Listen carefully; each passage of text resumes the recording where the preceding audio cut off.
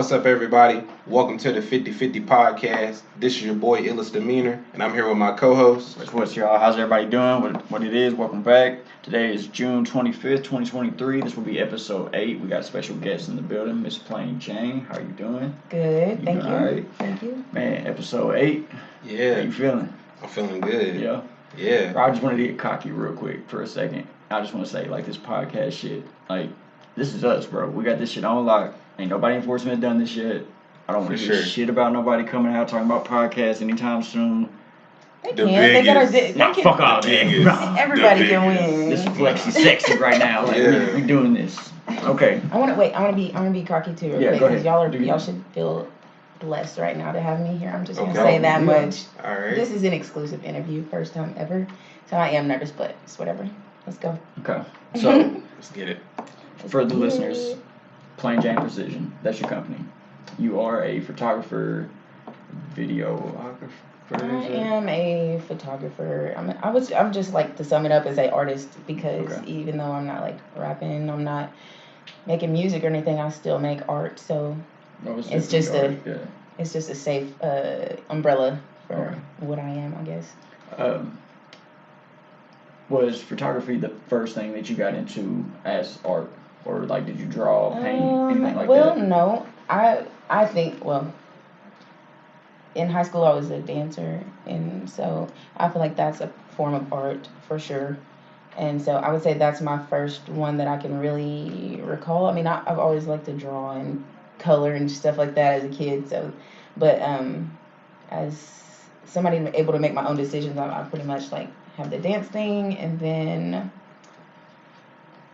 raising a child, that's art for sure. Raising her, sculpting her to be, the type of person that I would be proud of. And then, so as far as, I guess besides those two things, I would say photography is next up. When you say dancer, you mean like insteppers? Mm-hmm. Yeah. Insteppers. Go Insteppers. Okay. That's what I thought. Where? Alumni at Northside High School. Northside, bro. What you think? Northside. Grizzlies. I just wanted her to say it. Yes, definitely Northside all the way. 100%. Did you grow up on the North Side? I did not. I mean, I had when I first moved to Fort Smith, I was born in Pine Bluff, and then when I was 5, we moved up here, and so I did live on 29th and for a little while, but for the most part, I've been on the South Side. So okay. South side? I live down the hill from Southside High School, but I went to Northside. What made you go to Northside? Because that's just where I was comfortable. For junior high, I went to Chaffin first, and then I went to Darby. So it was a complete opposite end of the spectrum. And so I just, being at Chaffin, the reason why we moved to Darby is because I hated it. I hated it there. I didn't feel welcome. I didn't feel comfortable. I just dreaded school every day. So my parents, they let us move over to Darby, and then I was like, dang, first of all, this is easy as ever. Mm-hmm. Second of all, these people I've been knowing when I lived on the north side when I was little. I went to school with these people, and now I get to see them again, and so it's kind of like a reunion type, and it was this is my people, even though I don't, I mean, my mom, she's white, my dad is black, and so I'm equally both, and I don't necessarily feel more comfortable in one group than the other, but at that time, that's my frame of mind now, but at that time, I didn't have that strong of frame of mind, so I let certain things, things maybe nobody else was even thinking of or cared about, I let it bother me, so taking it personally, I didn't feel comfortable, but now I'm just, for sure, a good even amongst the two groups of people, and I really, at the end of the day, feel like everybody's the same, so. Word. Okay, so I've never went to Chaffin or anything, and I've heard similar takes to the one you just gave. Can you go into detail and describe that to me? Because when I went to junior high, I went from Sutton, I went to Kimmons, and then what would have been Northside, and then to Oklahoma, and that. But I always heard Chaffin. I've even heard Ramsey. Mm-hmm. It's a little different than. Well, I might be wrong. Because I don't know where I got it from. But it was Chaffin was the rich white school. Right, yeah. Ramsey was the Asian school. I don't know where I got that from. And then you had Kimmons, which is the ghetto, but not the ghettoist. And then you had Darby, which is thugging. Yeah. So, Yeah, I just. So was that your experience at Chaffin? Did it feel like the rich white school? Oh yeah, for Yeah. sure. Like yeah, the curriculum was way different, like harder there, and it's just more opportunities, better freaking uniforms, better everything at Chaffin Mhm. than Darby. It was like I said, literally the complete and Do you going. feel like you didn't fit in over there? Oh yeah, Yeah. yeah, for sure. And like I've, I guess like my parents, my family, they kind of like know me as not being very active or athletic, but I mean, actually, I'm pretty athletic and strong and things like that. It's just like I had tried out for volleyball at Chapin, and I made it the first year I tried, and then they didn't have me back on the team because I was so self conscious about myself that I didn't even like full out try out. Yeah. Like I was worried about like what does my shirt look like? Am I, Mhm. versus I'm about to kick their ass Yeah. like at this game because I love volleyball and I would love to play, but I just sold myself short with worried about other people's opinions of me. So when you got to Darby, you said it's completely different end of the spectrum. Was it instant when you got there? Was it like this is Oh yeah, this black is and where I white, need to be? plain as day. Oh yeah, it was. I mean, I was like in disbelief that the curriculum was so much easier. So even the schoolwork you're saying is Yeah, oh yeah, way completely. is Chaffin more? Do they hold their students to a higher standard, or is it just like the way they teach it? All of that, yeah, they do. I mean, yeah. So, See, I never. but I mean, I thought about it just. like that. Me either. Yeah, So academics wise, Mhm. higher standard. it makes me think like what if we was able to go to like Chapin instead of Kimmons or Darby? Yeah. Would we have had a better opportunity education wise? Would we have had I more mean, doors open for us? if you want my opinion on that, I mean, honestly, Yeah. like a lot of the things that we learn in school, we don't even use outside of school once we Oh, graduate. no. So, Oh, like, yeah. I really 100%. feel like Yeah. maybe opportunity wise, as far as sports or something, or maybe not even really that because I mean they're going to the hood schools to scout people Yeah. too. So it's like I don't really think the opportunities would have been different. I think the mindset and the having a strong being a strong-minded person would have made the difference for me because those opportunities are available at Chaffin. I could have held on to those and taken advantage, but I didn't because I didn't have a strong mind as a teenager. I just didn't, and which is really does, realistic. yeah. You know what I mean? But also, So looking back now, do you think you would have stayed at Chapin just to kind of like? no, I don't think I would have. I It'd have still been would better have. for you to be Even at even Darby. nowadays, like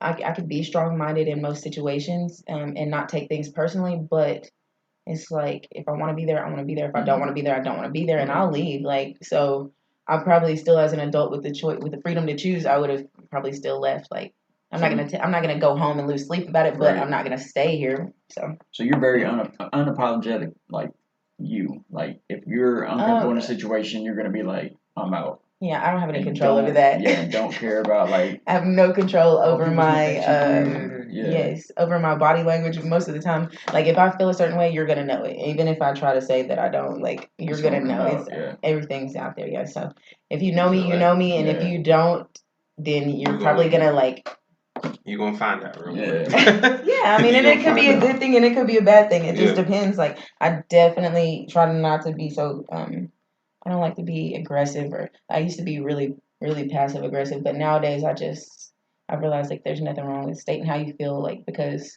regardless of what other people think about how you feel it, and so and if it needs to be said, then say that shit. Like Okay. Go ahead. So I have something. So growing up as a kid, do you want to touch bases on that? Like, how was your child life? Yeah. So like I said, my parents, I told you about them a little bit. They met, and then my mom got pregnant, so they got married.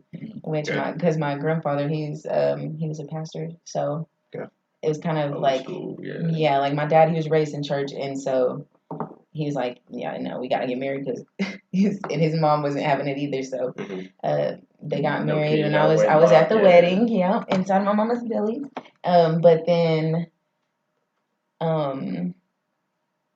we just, like I said, we lived in Palm Bluff till I was 5, came here, and my dad, he's always worked. He used to work at the jail here in Fort Smith. He worked at a prison in Pine Bluff, and so we like to mess with him and call him the police, but I mean, he was a guard. I mean, whatever. He wasn't like out arresting people, but he did work at the jail, and I was proud of that. So he's always been a really good example as far as right and wrong and taking care of business, even all that stuff like that. My mom, she's always been about business too, keeping the bills paid. She's always put the kids first. Like it was me, my twin brother. I have a little sister and a big sister. And so, like, I don't ever remember a time where she was causing any kind of drama, where she wasn't working, she just didn't want to keep a job. There was never a time where she wanted to go out and she left us at home. Like, never, ever can I tell you a time where my mom has left us behind or abandoned us or chose anything or anybody over us. And even to my dad, like even to my dad, like there's been times where me and my dad didn't really have, we didn't share the same opinion on certain topics. And, she still, even if she didn't agree with me, she still wasn't going to let certain things happen, because me and him are a lot alike. So he's passionate, and if he feels a certain way or he wants to say something, he's going to. And a lot of times it may come off wrong, and I'm taking it personal, and she's defending her baby, and he's like, but I love you. Like, I'm just trying to tell you something. Like, it got a little sticky sometimes. But overall, like, I had a freaking perfect childhood dang near. Like, I never went through any type of abuse or, like I said, abandonment, no kind of needs. It wasn't you're right, exactly. Everything was there. Including the love, like that's the biggest That's thing. good because a lot of people can't say I that. know, So and that's so good. and I honestly I don't know where it came from, but I'm so glad that I was able to like see that and appreciate it even as a kid. Like appreciate the love of a family and appreciate like this is my people. If I don't have nobody else, I have these people. Like that's how my parents raised us to have each other's backs no matter what. Even if we're mad at each other, if I need you, I'm gonna call you. Hey, I need a ride. Da, da, da, da. I got this interview coming up. I gotta go to. I need this job. I need this job, and you know that I don't have a car, so you're gonna come give me a ride because you love me, you fuck with me, and then we can be mad later. But business is business, and real life is like comes first. So, the fact that you can do that too, because a lot of people, I think it goes the opposite way. I think people who come from childhoods filled with trauma tend to want better for their children because they're like, I experienced the bad. I never want that for my kid. But you having the good life and you were intelligent enough to see that even though I had a good life, I need to keep that going. Oh yeah. Where most people will like fuck it off. Yeah, I mean honestly, like I think part of it as I'm getting older, obviously, it's making more sense, but I tend to be attracted to like broken people and I want to fix people and like it's like why can't you just see that the world is full of love and why can't you see that you're a wonderful person, you're a gift, like you're important, you're a gift to whoever has you in their life, you are a gift and there might be some things you need to work on that's causing somebody else some stress or strain. People should be able to look at themselves and do that, but everybody can't because of the fact that they were raised up in some kind of poverty and maybe like people are only able to use the tools that they were given by their parents and what did their parents go through and what did their parents go through and it's just like it goes on and so like I said I don't know how I was able to grasp it at such a young age but I've always appreciated that and then like I have a 13-year-old girl I'm trying to instill that in her like it's hard battling this technology thing, but I think I'm doing a pretty good job. So the technology is wild because we kind of touched on it a little bit. We was talking about man, it's so easy to give them technology and be like, we'll take this pacifier. Oh, yeah, I've definitely pacified her the whole time she's come up because I've always worked while she was little and stuff, and I worked so much that I even like missed out on some of her first times and things like that. And usually when I say that when I speak on it, I usually get like a little choked up because it's just like a disappointment. I can't get that back. And it was all because I was trying to provide for her. But like it's so the stuff is so messed up. It just is it's frustrating and it's disappointing that I can't go back to those times. And so like now I've got nephews and I have a niece and I'm older, I'm wiser, I'm seeing things a lot different than I was at 21 when she was like 3. And so it's like I'm a better aunt and a better mom now and I'm better in all those type of ways and I feel like I cheated her, but it is what it is and at least she knows what it's like to keep a job. So if she didn't get anything else from that, at least she got a good example. But at the end of the day, like, is that a good example to miss out on family? So I don't know. But one more thing before we move a little onto something else. I was just gonna Yeah. say like the most important thing lesson that I learned about like my childhood versus reality, because I kind of was like in a fairy tale in a sense, but I was raised like to love the people that you're around and take care of them. If you love people, then they'll love you back. And um, if you're good to people, they're gonna be good back to you. And you don't steal stuff, you don't lie, you don't cheat, you don't do all those things, those deceptive things. And for that you get rewarded. As a child doing good things, they get rewarded. But then as an adult, when you go out and you try to love somebody with everything you have, you get a smack in the face whenever they like flip the script and like they end up being somebody that you never expected them to be, or you just never saw it coming. I never saw it coming because it's like that's not no, the world is good and people are good and I'm a good person and I'm giving you everything that I have. And so why are you not loving me? And so it's kind of like a disappointment, but a big wake up call. So yeah, I want to. Sorry to cut you off, but I want to touch bases on that because talking about this shit. Me and my co-host Wes, we were just talking about that. So how do you cope with that? So for example, let's say you give somebody like your all, everything you got. Yeah, and they switch on you, like because a lot of people, they would turn to, alcohol, drugs, but is that a good way to cope? Like going to alcohol, or how would you cope? So me, I feel like okay, so I did meet somebody and they did like flip on me like fairly quick, like 2 weeks in, like, and I'm like head over heels because I've been single for a long time and I'm like, and I enjoy being single now. So if I tell you I want to be with you, like you have something here because I don't. Why would I sign up for something I don't want to be in? So if I say I want to be in it, I'm in. And so, like I said, feelings on my sleeve. I caught feelings very early, and then he was just like crazy, like physically abusive and verbally abusive, like after like right off the bat. But the thing is, like I had moved up to OKC, and so like I didn't have any of my family with me. It was just me, and I never lived anywhere outside of Fort Smith, Arkansas, besides Pine Bluff, when I was little. But as an adult, never lived anywhere else, and so it was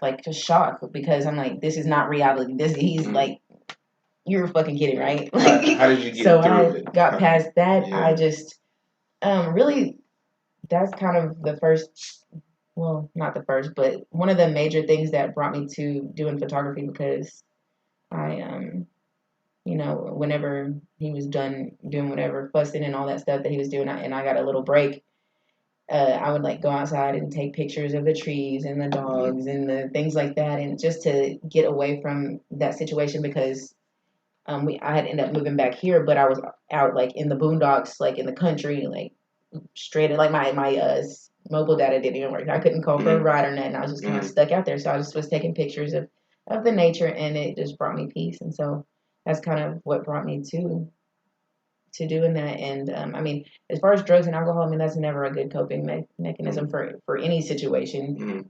Even the worst one you could think of, drugs and alcohol is not the way to go because it just makes it worse. But a lot of times people have to bump their head in order to see that. And so shit, it is what it is. Like so if you're gonna catch on, you're gonna swim or you're gonna sink. Like so you found yourself through your work, your art, like through photos. You found peace in that. Yay. Do you think that the reason he switched up and became so abusive, do you think that's because he got you out, like outside of your peace and your element? I think that was definitely a plus. I think that was a plus to the situation. No, there was no signs before. He was perfect. Crazy.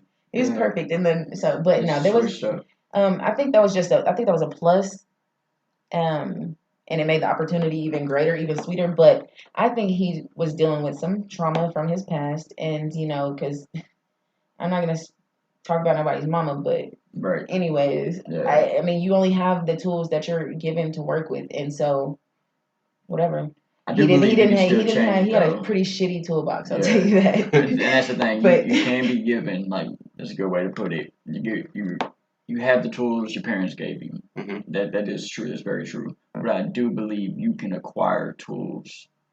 Oh yeah, no, it is after a certain age. It's your responsibility yes. to improve your toolbox. It is your If you keep that responsibility shitty toolbox all your to life, right. If that's what like when somebody comes in your when every person that comes into your life is running away from you, right. there's something that needs to happen there. Yeah. And if you like the thing that kept me there for so long is the fact that like I saw the good in him. Going back to childhood, I saw the good in him. I saw the passion and the like. I saw the tears and all that stuff behind the closed doors, and the truths that he told me that he hadn't told anybody else. So like I saw that side of him, but at the same time he forgot like that I loved him. Like you forget that I love you. Forget you don't because you don't know what love looks like. You don't know that I love you so much. And so, anyways, Damn, that's deep. I was able to. I'm glad that I was able to get away from that situation though because, but I appreciate it though. I don't regret a single thing about my past. Not one single thing, because that made me who I am. And so, I try to have the same outlook, but then there's times where I'm like, man, if I would have changed that one thing, or if I would have done something different, would it have affected my life so much? That's a waste of time. But That's a waste of time. It's like being worried about something. Worrying is not gonna fix hard, it. Either you're gonna fix it or you can't do nothing about it. It's hard as fuck to not live inside your head, especially when you're hurting and you feel trapped. Like especially in your situation, I'm surprised that you were able to go outside and find something to still. Yeah, because honestly, because that came from I know where that came from. my mom calls me her phoenix because like it doesn't matter what you throw at me, I'm gonna come through it. Like I'm coming through it and I'm killing the fucking game and you're gonna see it and I'm gonna be smiling the whole time and I'm not gonna make you feel low as a person. You know that you was fucked up when you did what you did to make me go through what you made me go through. But hey, I'm better afterwards. Like that's the only way you like learn anything is going through it. So I'm okay with that. That's where it came from. I come through it. With all of that you said, where does that come from? Because you said you kind of like finding people that's broken. Yeah, I don't really. Where does that come from? I don't really know. I guess it. Oh well. That is one thing that I was gonna say that I wanted to talk about. Yeah. That's my codependency is what that is because of the fact that now when I first realized this about myself, it was hard to admit like that this is the truth about me. But codependency, like the real true definition of codependency, is a lot different than people would think it is. They think is I need to be in a relationship and live with somebody in order to be happy. Like that's I guess that could be part of it, but that's not even like kind of half of it. Yeah. It's more like in my situation, I was codependent because I needed to, in order for me to feel important or valued, I needed somebody to help. Mm-hmm. So if I'm helping you, then you need me, and if you need me, then I'm important to you, and then I feel powerful. Like okay. And so it's like no, every single thing I did was for me because I was selfish and self-centered and all those things. Like so, just say like I'm coming to give you a ride because you need to go to your interview, whatever. I'm coming because I don't want to feel like shit later for not coming to take you because I don't want to have to deal with my guilt. So I'm gonna because I really don't want to come mess with you, and I don't even want to drive right now. I'm like in my pajamas and I'm in bed, but I'm going to come give you a ride because my mama told me I should. And because I don't want to feel like poop and I don't want to have to answer to her later. And I just don't want to feel that guilt. And so it's really for me at the end of the day. Well, you said for you, but it's not like a for you, like it's selfish, like you're doing. It is selfish, it's a positive selfish. Because, yeah, it still is selfish. Yes, though. It is. So then I needed others, people to help to feel important, and so that was where a big part of the codependency came from, and why I'm like, oh, you're this cute little puppy. Everybody wants to fucking take the little abandoned puppy home, like especially when its eyes are so cute and it's looking at me, and so like it's kind of like that, like you are cute and you are like problems. I feel like you're a good person, like maybe I could bring out the better in you, maybe I could help you realize your true gifts. You remind me of someone. I know someone that's a good friend, and I'm not gonna say their name, but they're like that. They show like love, and because they're very giving, so they show love through gifts. Like they'll say, "Do you need anything?" You're like, "No, I don't need anything." You're like, yes, are you hungry? I'm gonna go get you something to eat, or okay, give me something to eat. Gosh, like you mentioned a ride. Do you need a ride? Oh, I gotta walk home. I'll give you a ride. You're like, no, don't worry about it. No, I'll do it. It's like that's how they that's how they show like love and to their friends, like Mhm. anybody. Like some people or whatever are like, "Oh, what's up, bro? How you doing, man?" Give them hugs and stuff like that. That's how she does it. Like she wants to give gifts. She wants to make sure everybody. She puts herself before somebody like before other people, and like that's what that reminds me of. That can be Some people are like that. Yes, and some people are like, well, it can be a negative too, though, because if you get pleasure from giving, and say you find somebody who don't set limits on taking, then you're constantly giving to somebody who, for one, don't appreciate it, two, don't deserve it. Yeah, I'm pretty sure you haven't ate all day. I'll go get you something to eat. And you're like, no, I'm good. It's like, no, I'll go get it. You're like, don't worry about it. No, I'm going to. It makes me feel better. Right. And I'm Exactly. Yeah. okay. That's going back to it's selfish, but it's also selfish to the point of it's also benefiting someone else. So it's still selfish at the end of the day, but it's like a positive. But it's like, what if I'm fasting right now? What if Right, okay, yeah. What if I just And you're ate and I don't want to tell you that I just ate? okay. What if I might be lactose intolerant and I got the boo boos? Like, why are you going? I don't want some food. Like, and it's like a lot of people don't they don't stop and think about it that way. They're just like, oh, I want to help. Like, no, that's not what they wanted. They don't. Or see somebody like an old lady taking out her trash. Hey, can I take that trash? No, I'm gonna take it out. No, give me your. She wants to get her exercise. She don't do nothing else all day. Let that woman take her trash out, and that's just part of my growth and my thinking, like that I've improved on. I think so. So I don't think you said this, but if you didn't, I want to jump into it. So the name Plain Jayne. Plain Jayne, yes. We talked about this, but it is. You gotta hear from her. Yeah, I want to hear it. Of course, I gotta say the Plain Jayne on here. So Plain Jayne came from multiple different sources. Okay. So the first one, it started out because it was like around that time where everybody was changing their Facebook name to something like first name, something, last name, or whatever. And I was like, I'm on one of those. Like, that's cool because like people is really like, even right now today, after all that time, people are still known by their Facebook name. They changed it to like however long ago, 5, 6 years ago. Anyways, so I was like, okay, I'm gonna make me up a name too. I'm gonna be somebody. So I at that time ASAP Ferg's song "Plain Jane" had come out. It was hot. It was super hot. Yeah. And so I was like, damn, this song is good. Like, and every time I got in the car, I would just fucking bump it and play it as loud as I could till it got that one part, and I had the kids in the car, and I'm like, when he was like sucking, so I had to turn it down just for that part.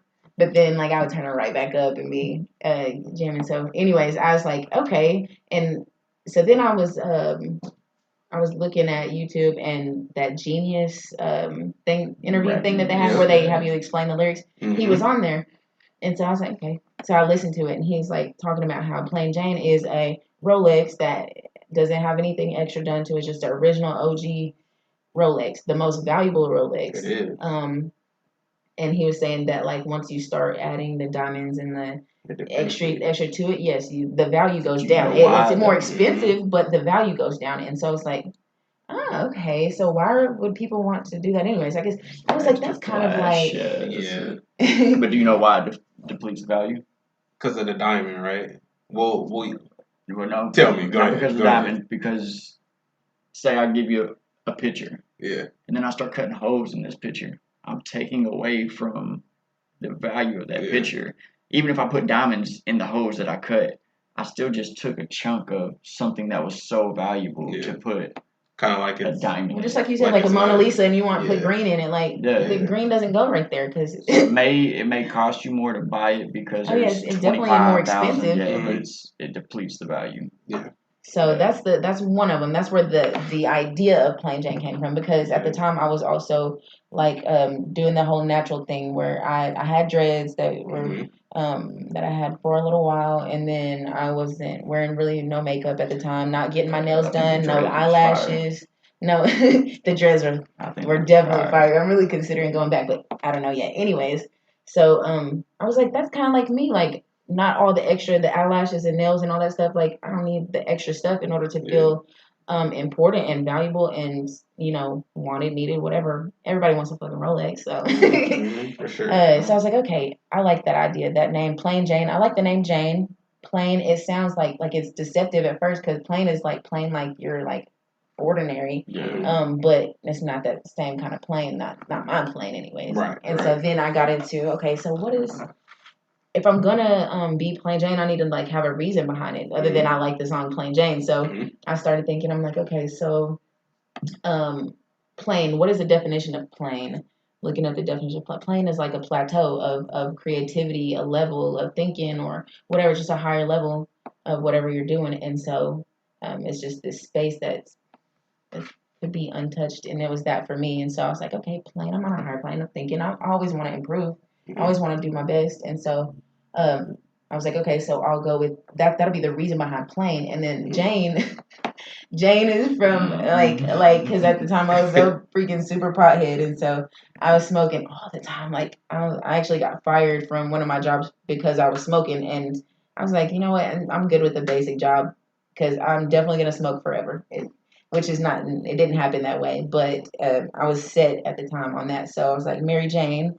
So okay, I'll go with that. And then I was like, okay, so the next step is like, how am I gonna spell it?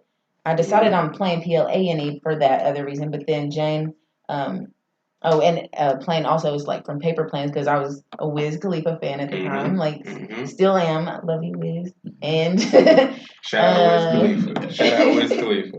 Cushion orange. Definitely, still today. Yeah. Cushion orange juice is the best. Freaking, it's the best. Like, which song?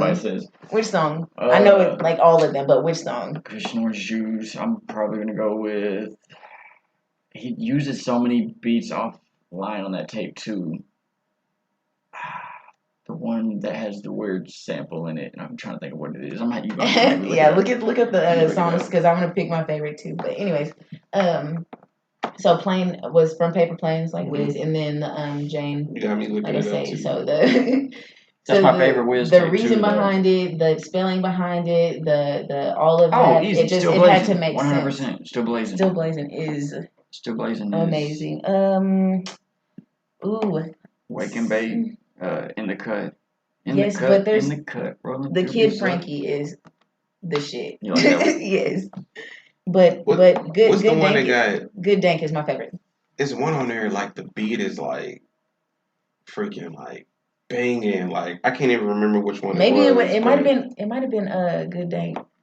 Bro, still blazing so hard. It's got that still blazing. Yeah, I remember that one. Yeah, bro, still blazing the shit. That's my shit. Yeah. Mesmerize is the one I was thinking of that has the weird. Mesmerize got me on there. Is that the one where she said she's never been? No, that's Never Been. Is that Never Been? Okay. Yeah.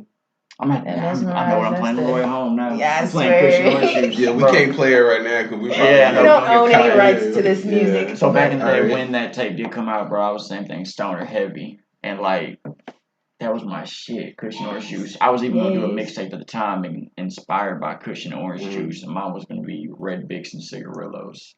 Like I was so inspired. I was definitely Red Bix and Cigarillos at the time, but I only smoke joints now. I think you showed me that. Didn't you have it like all wrote out? You had like your logo, like the album cover. Blueprint. Yeah, he had like a drawing and everything. I was Red like, Bix and Cigarillos. I think I remember that. That shit was hard too. Yeah. I had all my songs lined up. I had my features, and then people was bullshitting and couldn't get the tape together. Okay, but so Plain Jane Precision. Plain Jane Precision. Oh yeah, the Precision came in. So it was just Plain Jane for a long time because it was just for the name because I wanted to have me a name, and so then a few years down the line, it was kind of it's around when I met Goon for the first time.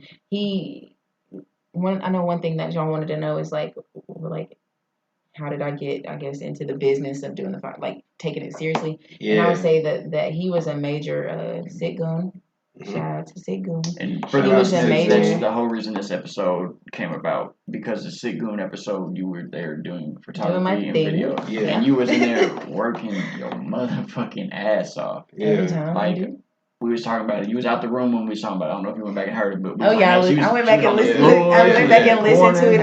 I screen recorded it so I could have that audio for a later date. When you got underneath that table, I was like, "What I do with my feet? Yeah, what I do with my feet?" I was like, "All right, feet okay?" Bro, sweating and everything. Because I had them up tucked, and I was like, "Wait, bro, you think, man? Let me put my feet down." But yeah, no. So he, Goon was a major influence. Sorry No, to go cut you ahead. off, You're but good. Do I've that. never seen like Yeah. I've done like a lot of shows. I've seen like a lot of people come out taking pictures, photography, videos, and I've just you doing that on the last episode. I've never seen for a I've podcast. never seen anybody do it. Like you was on the floor, like you was up under the table, and in then the when corner, Goon, lights on, lights and then off. when Goon said that he had a video shooter somewhere where they had like some tires and you just standing on. And I guess you was like standing on the tires. Yeah, and there stuff. was a stack of tires in the corner, and I was it's like, nah, because Live Sosa he shot that one. Okay. And shout out to Live Sosa, Aya Bird. She was singing on that song. Loved it. Shout out to Kulo Cash. She did her thing too. Bro, she listened to this shit. She don't laugh. So I'll tell you off. she's Aya. Yeah, I love her. I love you, Aya. Hold on, man, because she talked to one of my family members. Hey, she's dope as fuck, bro. She's wonderful. So I just love her. Yeah, she's so funny. She's giving life. On her Facebook, she's talking about an LSU player in the inbox, and I like comment. I was like, "Well, damn, let me go ahead and unsend my message now." Right, like, there's no competition there. Not playing. But no, yeah. Shout out to everybody on that. But she does a song like with Loud, he was. Yeah, that's what I'm saying. That was what the video was for. Okay. And yeah, I was I just like I like to I'm specific and I pay attention to detail and things like that. So I'm like I'm seeing pictures before I take them in my head, and I'm just like I can't. First of all, it's a small space we are in, and Live he got his camera set up thing right here, his light thing, and I'm like. I got my flash, I got my camera, and I got me. So I'm like, okay, where am I gonna get these pictures? Because this is a small space. How many angles can I get? And so that was pretty much the only opportunity, either on this side of the camera where I would get live and everything else, or I could get on them tires and I could get just the subject. And so it had to be done. I had to do it. Like everything, whatever I'm doing, I'm passionate and I'm gonna go all the way. Like I'm gonna. And for the listeners out there too, go follow Plain Jayne. Plain Jayne Precision. Precision on Instagram. So Instagram, that's where I keep on my. And I ain't gonna lie, I was on your Instagram. I was looking at it, and I was like, and I was like, okay, like she got some good work. I seen you did like a lot of work for like local shows and stuff around here. Yeah. Like, out of all the shows you done here, like, do you have one that's like your favorite? My favorite, I think, would be. Maybe my favorite one would be where we went to Conway to what was it called? It's a recording studio, I want to say. That's what was it called? Greenwood Studios. Is it Greenwood Studios on that little strip? Yeah, right there behind Don Pepe. Don Pepe. Yeah, I think it's Greenwood Studios. And that studio is legendary. Is it? Yes, Bankroll Freddie. He signed a QC. Like, he recorded his song with Megan Thee Stallion at that studio. No way. Yes, that is so cool. Yeah. I love that building, first of all, how it's set up. But. So when you come in, it kind of look like it's like in the cut. When you come in, then it's like it's back in the back, And it's like that one on the far side on the end. Yeah, that's Greenwood Studios. Yes, I love that place. But it's my favorite because it's actually me, Goon was performing, Sick Goon, Don Poppy, the dark skinned daddy Don Poppy. That's what the name came up with him. Yep. He rode, and then also my sister came. So it was 4 of us, like everybody I was fucking with at the time. And so it was just good vibes the whole time there. We was chilling and stuff. We got there a little early. We went to go eat, and it just so happens the restaurant's named Don Pepe's, but we was calling it Don Poppy's. And they did their shows at the end. I got up on the stage and I was dancing, but that's after everybody had left and stuff. And we just was chilling the whole time, and they got done what they needed. I got some good pictures of them, and that's the one that sticks out the most. I enjoyed it. Is there any artists that you want to work with that you haven't worked with already? Yeah, for sure. I would definitely want to work with Goon's engineer. What's his face? Wild D. For sure. Say, what you mean? What's his face? I'm sorry. No, because like I got a lot of I've got a lot of names in my little files thing on my computer. So I would be like go blank on somebody's name and be like. Wild D. But yeah, Wild D is one. Yeah, I want to definitely do some. I want to definitely take more pictures of Aya because she's just perfect. Yeah. And then I want to work with Live Sosa for sure because I just kind of want to. Yeah, I mean, we've worked on things, but separately at the same time in the same location. Video shoot. Yeah, two. We actually did 2 videos in one day, and it was pretty awesome. And he was pretty awesome, and it was fun too. But Live Sosa, I want to work with. What's his face? Let me get in my. I'll look at my Instagram real quick. What is his name? He's from Little Rock. Is he a rapper? SVK. SVK is his name. He got Okay. a song called Beyond Me, and I love it. I got a video actually of him performing that when we went to Who Got the Juice in Little Rock. Okay. Yeah. And let me see. This is good. There's a lot of good people. Do you have a top 5? Okay. Locally. Locally. For sure. Okay, let's go with off the head that I haven't worked with. That you haven't worked with. Like taking that I have not taken a picture of. That you haven't taken a picture of. Top 5 she wants to work with, or we talking that about you want to top 5 work with. her That you want to work with. Okay. Okay. Without looking. Without looking, people that I haven't taken pictures of, I've taken pictures of most of the local people here. Okay. But maybe so people haven't done like a photo shoot of. I've maybe got them performing, but not like an actual shoot that I've set up with them. I would say Live Sosa. Okay. I would say Aya Bird. I haven't gotten her. Okay. Then I would say I don't know. Give me some names to pick from. Who else is You said Wild. You said Wild D. Yes, so that's 3. Yeah. So you got 2 more. Like I said, when I think of rappers, bro, I think of like the people that don't really even. I don't know if T Sims is still at it, but T Sims is hard to me. Yeah, T Sims is dope. Bobby Lopez was dope to me. Do you only want to work with like musicians, or is there any other like art form that you would like to work with? I mean, my preference is like the music because I love music, but I mean, I really like mostly getting those live shots while they're performing because those are shots that like nobody else is gonna have because nobody was standing right there where you were at that time when they were doing this, and it's just those are like more exclusive than the the other types of photo shoots and stuff. So I just like them because they're more randomized than. Well, I appreciate people like you for those because man, I don't want to stand there at a show like both the Boogie concerts that I went to. I ain't have my phone. Not once. Do you regret it? No. No? Fuck no. Because you got to experience it instead of. And the second one I got up on stage, like, think about if I had been standing there with my phone, exactly. I'd have been you would have missed the opportunity. I'm sure it was like. Was you starstruck?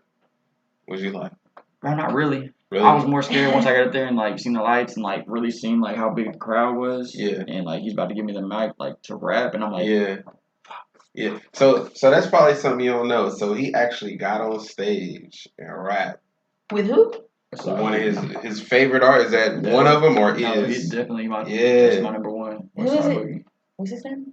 Westside Boogie. Westside. Okay. Westside Boogie. Okay. So let me tell you. So he gets on. So he sends me the video. So he gets on and like he's like, what he say? Where you from? Or he said, tell the people where to find you, man. Yeah. And I got the mic. And to me, when he's telling them, tell them where to find me. Yeah. He's talking about my catalog. At the time, we only got the one song. All my shit from high school is definitely gone. So I'm like, I grab the mic and I say, I ain't nobody, but y'all can look me up on Instagram, West Coast WESKOAS. Yeah, that part. He got the mic from me and said, "Fuck you talking about? You is somebody." He's like, so he said, "You a legend." I love him already. How was that feeling, bro? For him to be like, "What the fuck? Like, what you mean you a nobody? Like, you are somebody."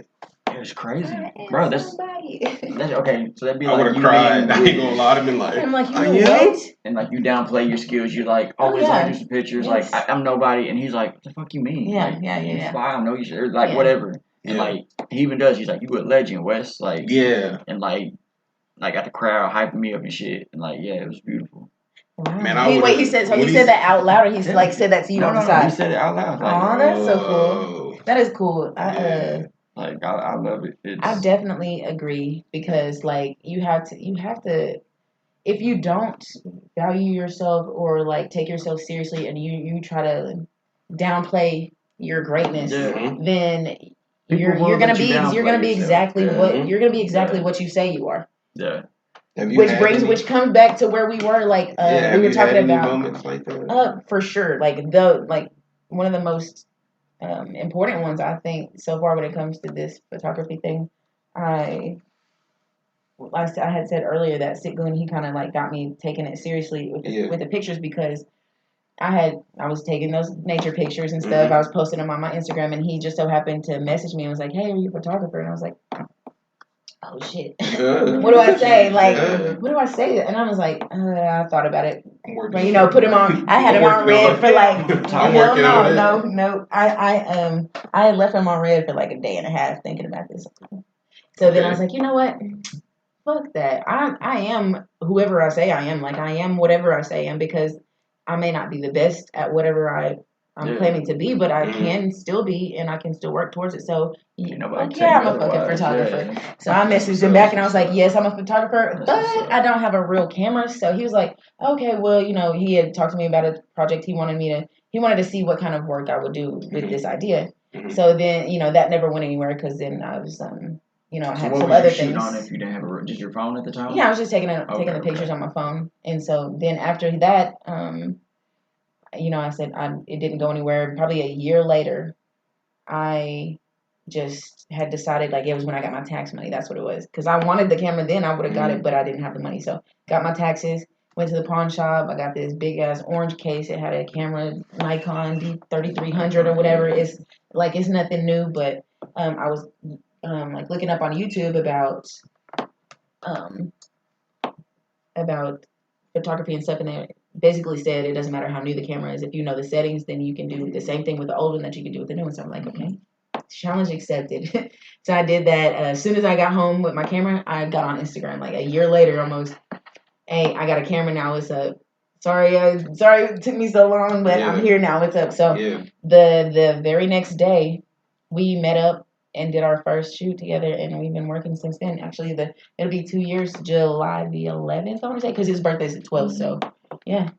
The first time we worked together, we did two video shoots. It was like a year later, like, okay, come on, I'll fuck with you. Like, yeah. Like, he's definitely, yes, for sure. Like, so for that, he's always got a player price spot in my checkbook. So I was gonna ask, how do you go about charging for your work? Do you charge like hourly, or is it just depends? Currently I'm charging hourly because that's just what I'm most comfortable with. And really I'm just now starting to charge because of me building up my confidence about my work and stuff. And I know that I'm doing good work, but it's like, do people value the work that I'm doing? Because like I put a lot of time and energy into it. So it was like kind of finding a middle grounds as far as getting what I deserve and still being fair and still working with the artists that are up and coming because like shit, they're working full-time jobs just like I am. We're all trying to come up. So why would I charge you at the ass? Like that's gonna put you back when I could just, give you a little bit more for a little bit less and then we can all win. Like my name is getting put out there.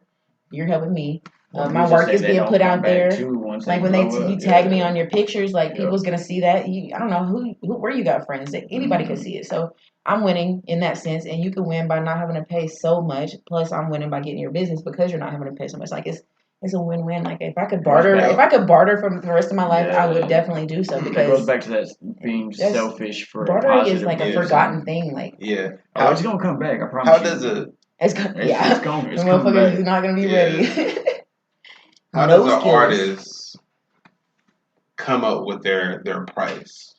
I was gonna say, okay, here. Yeah, you get what I'm saying? Bounce off that question. Yeah. Do you, when you set your price, do you feel, in a way, you're kind of like, you don't want to undersell yourself by making it too low, but does it feel weird to put like high value? Oh yeah. If you know you're doing high value work, though. Even still, like even though I know how much time I put into these pictures, like I'm editing, I'm taking away pimples, I'm wiping teeth, I'm like taking pictures off the wall behind you because they look tacky. I'm doing like whatever needs to be done, I'm doing it, and like that's just on the editing end. You see, you've seen yourself what I do with the actual taking the pictures. So and then I'm like sending it over to you. If you didn't get it or you got it, the file type ain't right, I'm gonna fix the file type. Like if I gotta change the file type or change the file size or whatever like needs to be done, I'm gonna do it and I'm gonna finish that out. So I'm putting all this work into it. But yet and still, it is definitely weird to try to charge people what other people are charging.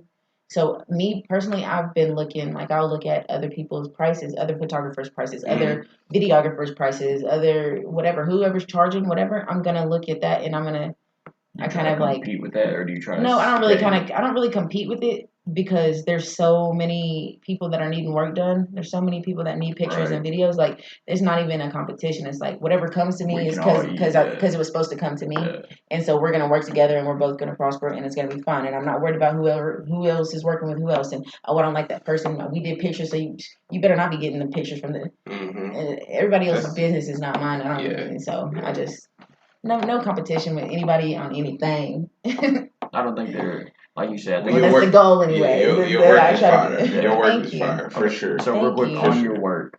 Thank you. I am art. Okay, I see it a lot. Yeah. On all your posts. We spoke about it a little bit, but can you go in depth to like what I am art means I to am you? art I was at home, whatever, and I guess long story short, I was like, I'm always behind my camera. And so at the time I was like feeling like I wanted to be in front of my camera. And I was like, okay, well, nobody else is going to see them but me. So I'll just take the pictures. And it was like, I don't want them to be like slutty pictures or anything like that. I want them to be like, because like the human body is beautiful and people are beautiful and things like that, like that people giggle about, a lot of people giggle about or like say something perverted about, which, I've been guilty of that too. But when I'm using my adult thinking mind, it's art and it's a beautiful thing. And so like I just wanted to find a way to portray that without being like, hey, will you get half naked so I can take pictures of you? So I kind of like, I'll get half naked so I can take pictures of me. But it was I had clothes on, but it was just kind of an idea that came to my mind. So I went ahead and I executed and I edited and I was like just in love with the whole idea of the pictures that I did. So I was thinking at that point, like, what am I going to do with it? Because I love what I've done, but what am I going to do with it? Nobody's ever going to see it. Then what's the point? And so I was like, okay, well, models take pictures. Models take pictures with less in magazines every day. So I'm going to I'm going to go out of my comfort zone and I'm just going to post it. And I don't want to, there's a lot more. Like that. That's my favorite. Thank you. There's a lot more that I didn't actually post because I felt like they were too closer to the range of a picture that I was not trying to get to.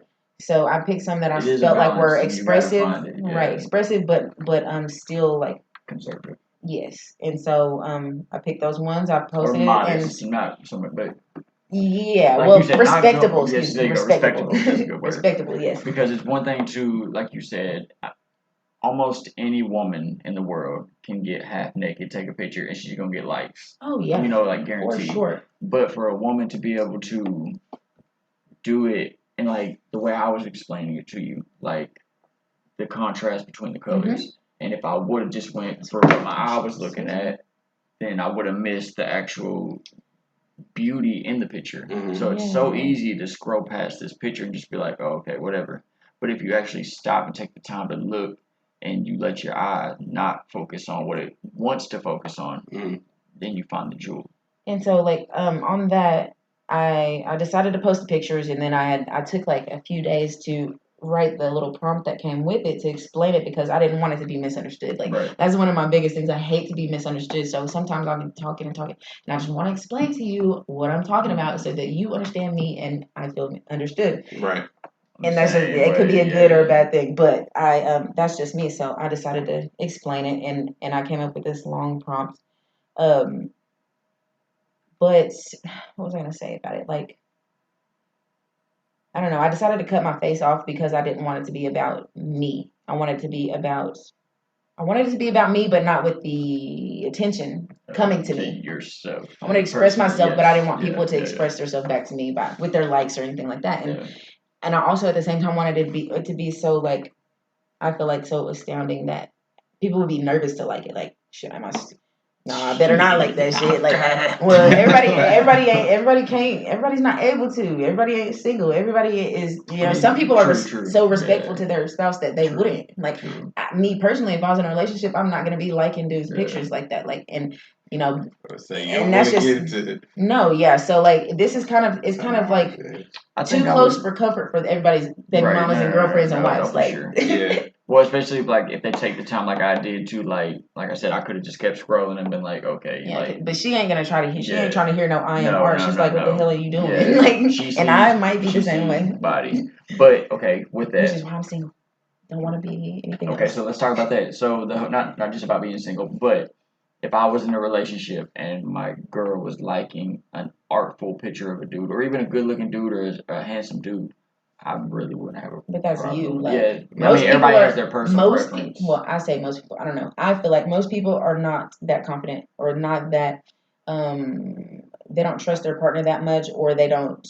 They just don't have that much self confidence to be able to accept that. Like I said, everybody's not going to try to hear no I am art. Like you are fucked right now is what you are because you're liking people's pictures. I'm not even so confident in myself that I would be okay with it. I'm more look at it as like I can't control other people, and like we have natural urges. Like if I see a pretty girl out in public, you're gonna double take probably. I mean, a double take is different than a like. A like is you meant to do that.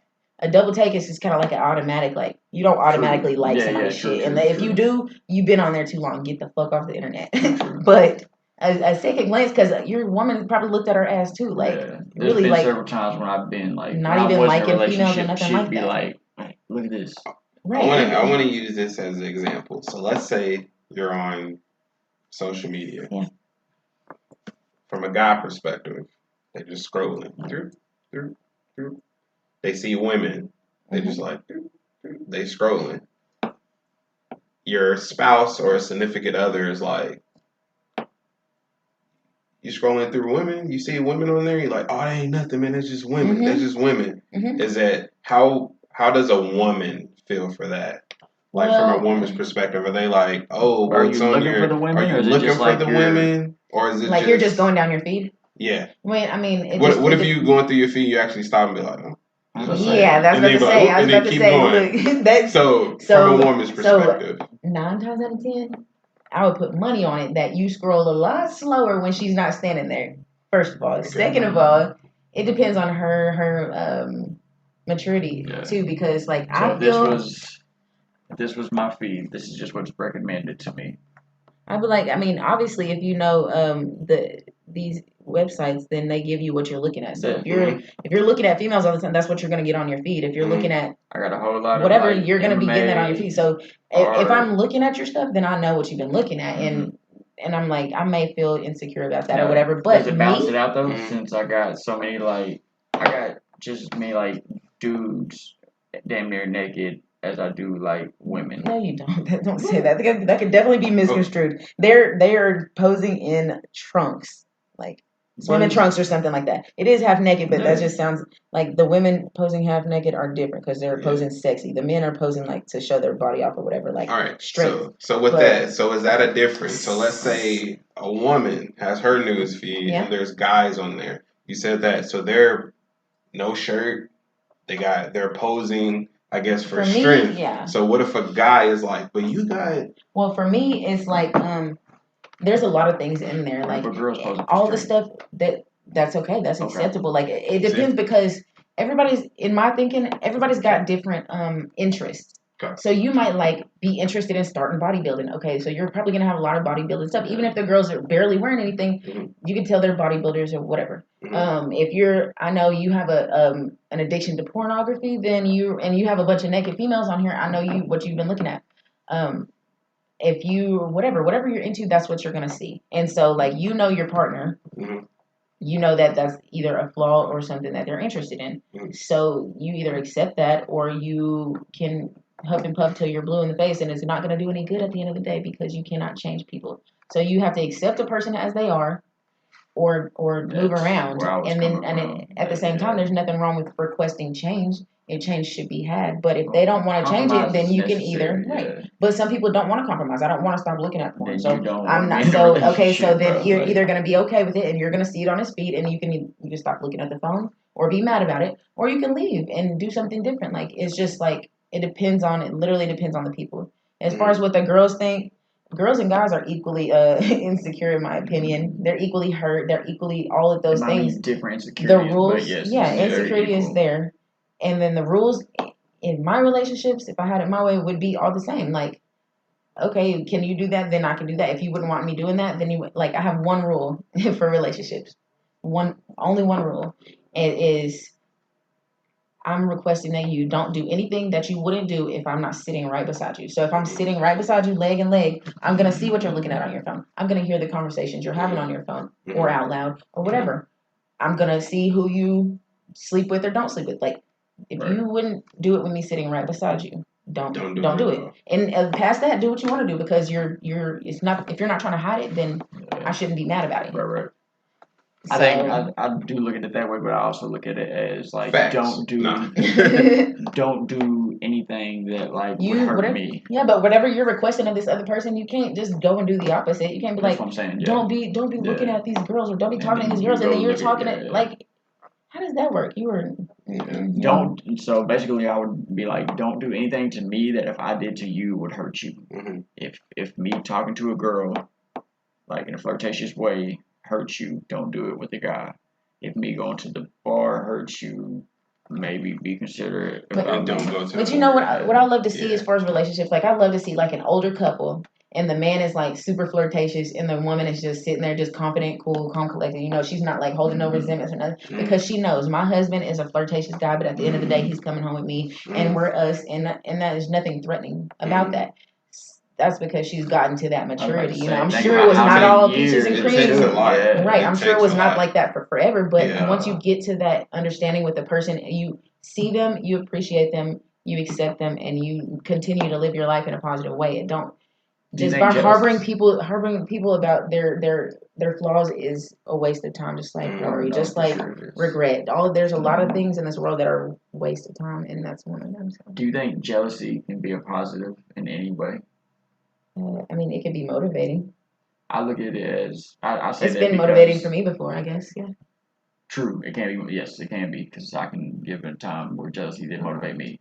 I look at it as people think jealousy as negative. I don't.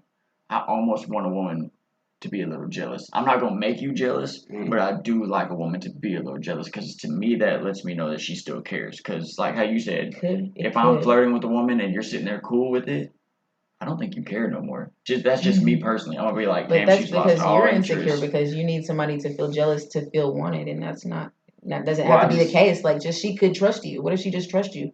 That's one thing. Like, what if she just? I would like for her. What if she likes? What if she kind of likes the girl too? What if she's just like, okay, well, she might be having some other thoughts. Like, I mean, I just like a little jealousy. Like, I like if you ain't talk to me all day. Everybody likes that. Yeah. I mean, at the end, like I don't like to argue and I don't like to answer questions. No. I don't like to fight with it, but you know, I still will. If I'm not hiding anything, there's nothing wrong with me answering the question. So where have you been all day? Why didn't you call me? Well, I was here doing this. Yeah, I like the flirtatious. This is what I was doing. This is why I didn't answer the phone. Bitch, girl, stop. What are you doing? And she's like, I'm just checking. Like, but she's like flirting and it's kind of like playful. So yeah, but playful turns into serious, and then it's you know what I mean. So it's like.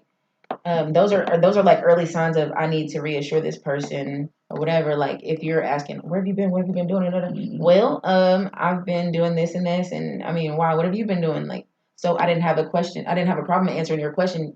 Then you're not gonna feel like there's something weird here. I'm reassuring you that you are important to me and I'm doing the right thing. So whatever. And it's not like with that. I mean, if you. It's different when you're dealing with somebody who can't move on from their past. But like me, I'm like I'm like a person who I'm like everybody gets a new chance. You get your own new chance, and that's just because it makes me feel heavy to hold on to my past.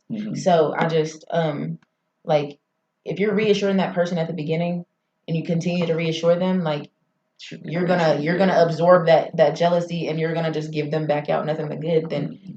Don't do the petty stuff, the back and forth, I'm tired of you calling me and telling me this. I'm tired of you calling and asking me. You might be annoyed and you really are probably not doing nothing wrong, but at the same time, you still have to understand that if that person matters to you, then you need to reassure them.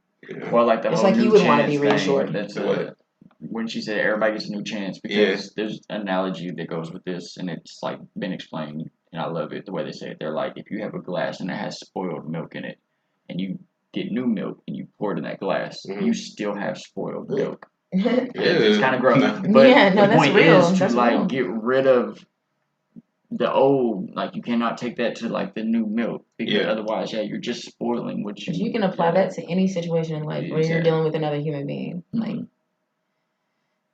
communicate. I mean, like really, I think life is really pretty simple. Just people make it complicated. Like you need like the basics, like communication. You know, I think that's empathy. I think that's number one. And honesty. Like I think that's number one. Communication. Yeah, some of my all homeboys, the time. I don't know if West does. 100%. That's the some best of my way. homeboys, they like, because with me and my wife, like, I text her everything. Like, if I'm on the way to the library, I be like, hey, just made it to the library. When I'm leaving, like, hey, you know, I'm leaving. And that's the probably library. why y'all been together for so long. If I go get gas, I'm like, hey, I'm on my way to the gas. And like, when I'm out with my homeboys, like, for example, let's say if we go to Buffalo Wild Wings all the time to watch the fights.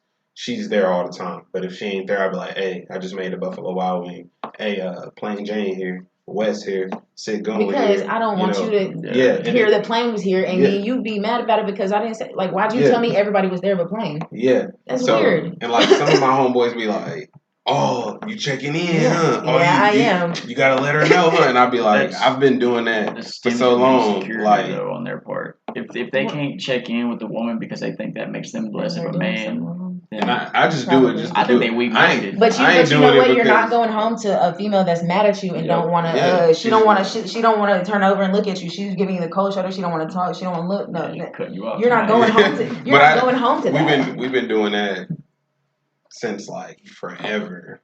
So you say you do it? I'm assuming she does it. It's a habit. Like just right now, I can show you. So if you don't do it, if you didn't do it, then would it be an issue?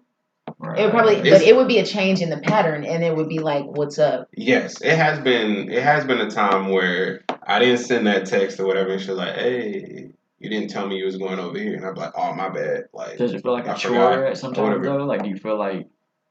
Because, like, okay, I could do that for a little bit, but then, like you said, I'm going to go into autopilot, and, like, on my way home, I'm like, oh, fuck, I need to go by Walmart and grab X, Y, Z. Yeah. So if that happens, then she ain't going to make a big deal about it. You know, I'll just be like, but if you're sitting somewhere down chilling, and you're just like, what are you? Yeah, like, let's say. What you doing? Let's say the whole time. Let's say, you in, motherfucker. 6-7 hours pass or whatever. Oh, yeah. And then she come home or whatever, and I ain't there, and she'll be like, well, I'm sure vice versa. Yeah. If like all day went by and you didn't hear from her, you'd be like, "What the fuck?" Yeah. But you're not doing to her what you would want done to you, and that's why y'all been together so long, and that's why it flows. I mean, I'm sure it's not always 100% perfect, but those little things like that is what's always 100%. It's not gonna be perfect with nobody. Ain't no relationship perfect. Nowhere near. But they can be beautiful things because even bad things can be good. When that thing happened that I'm referring to, go ahead. It was a lack of communication. This 50-50 podcast, we ain't letting nothing fly. So, no. Go ahead and say it. Ain't no secrets. We talked about it. We talked about it with Taylor on the show. Yeah. But there was an episode we did when we was doing them at your crib. Yeah. And Taylor had came home, and I guess she had forgot you text or you didn't text. I can't remember what ended up coming down, like what it fried down to. But I did text her. Okay, so you did text her. She forgot. Yeah. So when she came home, she was like, slam the door. And I got my back to the door, and I'm like, I'm on the computer doing my little editing thing. I'm like, shit. And like, I even like try to like lighten up the mood, and I'm like, you know, like, and then she's like, don't you even fucking like, because he was doing what he's doing now, just smiling. And she was like, don't you? Because I knew she was upset, so I lied. And my recollection is she said, I'm gonna come over there and punch you in the face. Yeah, she said she didn't say that. She was like, well, she didn't like. She said she couldn't remember. Yeah, she said she couldn't remember. She but was like, I might after that, she was like, I'll break the computer. Might have cussed you the fuck out. Yeah. And it was so going back to what we were talking about, it stemmed from it wasn't a lack of communication, but it was a miscommunication. Yeah. Well, actually, hold on. Because we got to rewind all the way back to the beginning. So, So, before we started coming to most of our podcasts, we've been recording at a certain place. Like the last, 4 episodes? Yeah, been here. So, before that, we were doing them at my place. we were inviting. Our plan was to invite guests over to record at my place. At first, we started just with us though. It was just me and you. She said that. How many episodes did y'all do? Just y'all two? 2. I want to say 2. Do you count the unreleased one though? Because that's 3. Well, 3. So 3. So the plan was do them all at my house. Once we start having guests on, have all the guests come to my place and do it. She was like, cool with y'all doing the podcast. I support you. I don't care when you do it. As long as you let me know, you got my full support. But she said, but when guests come, I don't want them to be at my place. So I asked her, I was like, why don't you want them to be at my place? She was like, because I don't want a lot of people coming in and out of my house or whatever. Smart. And she's so smart. Yeah. And then she don't know the people that we're bringing she's to. smart as well. Yeah. And I ain't gonna lie, like when she said that, I'm thinking like, in my head, I'm thinking like, man, you don't want me to have no guests over here. Like you trying to stop my podcast. Yeah. So I'm thinking of that. But I'm not understanding that she's saying like I don't want them to come over here because of like safety. I don't want and I'm thinking like, man, you tripping, man. Like when people come over here, like it's gonna be safe, man. Like it's all good. I'm not gonna bring just anybody. Yeah, but it is just anybody because you never know what that. But at the same time, even if it's not just anybody to you, it is just anybody to her. Right? Yes. And I at that time when she was saying that, I wasn't like taking in consideration like how she was feeling and what she was thinking. So fast forward a little bit. So we get to episode. I can't remember what episode 3. And yes, it was me, my co-host Wes, and Kendrick. And then I also had my cousin. His name is Keandre, but he goes by Key Money. So before that, she was like, yeah, you can do the podcast. She was like, I don't want anybody coming over at the house. She was like, you can do it whenever you want to. I just don't want anybody coming at the house. But I told her, I said, well, I'm going to have some people come over at this last episode to the house. But after this, we'll do them somewhere else. I guess she forgot because like a week passed. Episode comes. So same thing. So I texted her. I might have cut it the fuck out. Yeah. So right before the podcast, she leaves home. She go to work. I had already told her, I was like, yeah, we're gonna do a podcast today. She was like, cool. So like I say probably like an hour before she gets home, I'm like, we still doing a podcast? Because she texted me. She was like, are y'all still doing a podcast? And I was like, yes. And she was like, how long it's gonna be? And she was like, because I get home at this time. So I was like, running past time or whatever. And I was like, so-and-so and so-and-so is over here. And she was like, what? Didn't I tell Yeah, so she just said, what? And then I was like, so-and-so and so-and-so is over here. And then she didn't reply back. Yeah. So then she come home. So then she come home, right? So she come home, boom, slam the door. And I'm like, like trying to play it off because like I know my wife and I know when she mad because I know when she walk in, if she looking a certain way, you can tell. You can tell. So I'm like, when that door is slammed, I already knew. I didn't even turn around. So she come in and she was like, I thought I told you. Like that's what she said. She was like, I thought I told you, and I was like, is that like, a recording? I'm gonna go back and yeah. So I'm like, I wish it was. Well, it wasn't. So I wish we had already got done like doing the podcast and we was on the editing part. Like he was transferring over to his phone and he was editing. But she was like, I thought I told you, and I was like, kind of trying to play it off. I was like, like what, you mad or whatever? And then she was like, you know, I'm mad or whatever, and I was like, you tripping or whatever. So then Wes was like, what did you say, Wes? Well, at first I didn't say shit. I was scared, bro. Yeah. But and then she said, don't. She said, I forgot what I said after that. Well, she was like smiling, nervous, and that's what made her mad. Yeah, she said, you got that dumb smile on your face, and she said, I come over there and break that fucking computer. And at the time, I'm on the computer, so I'm like, well, I guess I'm done doing my shit today. Like, yeah. So then, Wes said that she said, because after she said like I'll break that computer, I was like, the punch in the face was first. Okay, and I don't think it got. Well, that's what I'm saying. I don't think it got the reaction she wanted, and that's when she was like, "I'll break the computer," because I don't think you reacted to the punch you in the face. I didn't hear her say I don't think she meant it for anybody listening. It was probably just like when I was just like, because there was a misunderstanding, obviously. Yeah. So fast forward that. So past all of that, you know, Wes said she was gonna punch me in the face, but I don't know. And then she said I did hear her say that she was gonna break the computer. But past all of that, like Wes leaves. I'm like, hey, Wes, can you take Keandre You gotta home? give your cousin a I'm ride like, home. man, You can't even leave the house. Because I brought him over there. I brought my cousin over there. But I'm like, Wes, you going to Van Buren, right? And I'm like, my cousin stay in Van Buren too. I was like, man, can we go ahead and take him? Because I'm like, I might have to talk to her. Because she go in the room. Boom. Slam the room. And I'm like, so I go in there. I'm like, man, what you tripping for? And she was like, you know why I'm tripping. Don't act stupid.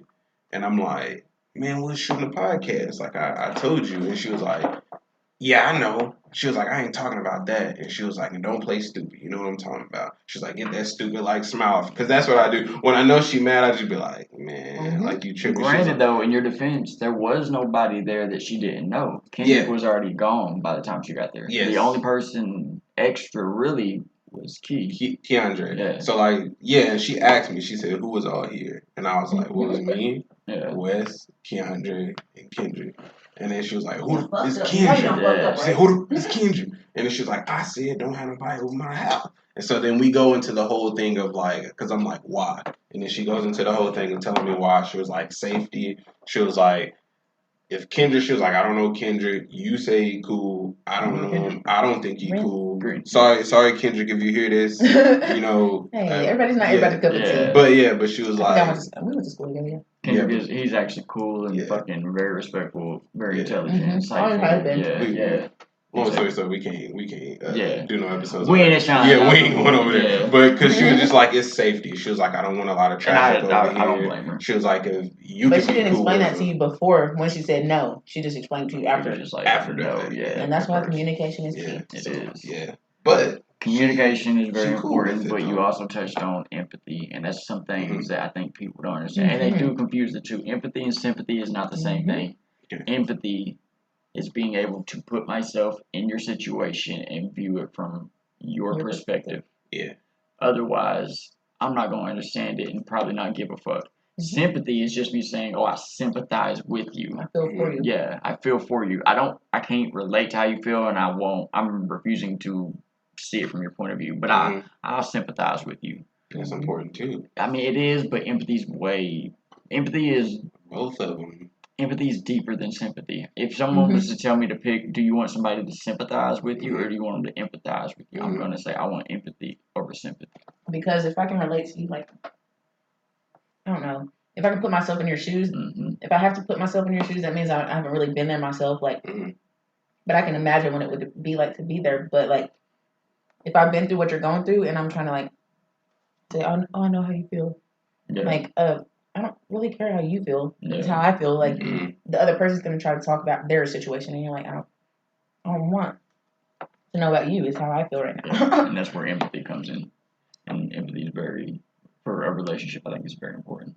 And then of course the basics, trust, whatnot, everything like that. I just want to talk about this real quick. This is totally off subject, but I just want y'all's opinion. Yeah. The whole submarine thing. How y'all feel? Y'all give a fuck? Y'all think it's like? I mean, I care in the fact that like people lost their life is sad, but also we had an immigrant ship sink and kill like 200 plus people, and nobody's talking about that. I mean, that's the media. Like, it doesn't mean that one was more important than the other. No. Yeah. But that's how I feel about it. Because a loss of life. I mean, if you ask, okay, one person dying versus a million people dying, are they both sad? Yes, but like, which one's worse? I would say a million people. Who are you asking which one's worse? Well, then that's the thing. Is one because that one person who lost that one person is gonna. They're obviously that. A life is a life. A life lost is a life lost. Like, I don't think, in my opinion, it doesn't matter the scale. It's the fact of the loss. It's sad. Well, what I wanted to bring up is the memes that I've been seeing. Too far? I think they be going too far. I've seen a couple of them. Most memes are going too far. Yeah. But I'm still going to defend it. Everything's fair in comedy. I haven't seen the There's no line in comedy. Do you believe in that in comedy? Everything's fair game in comedy. It makes it a lot more interesting.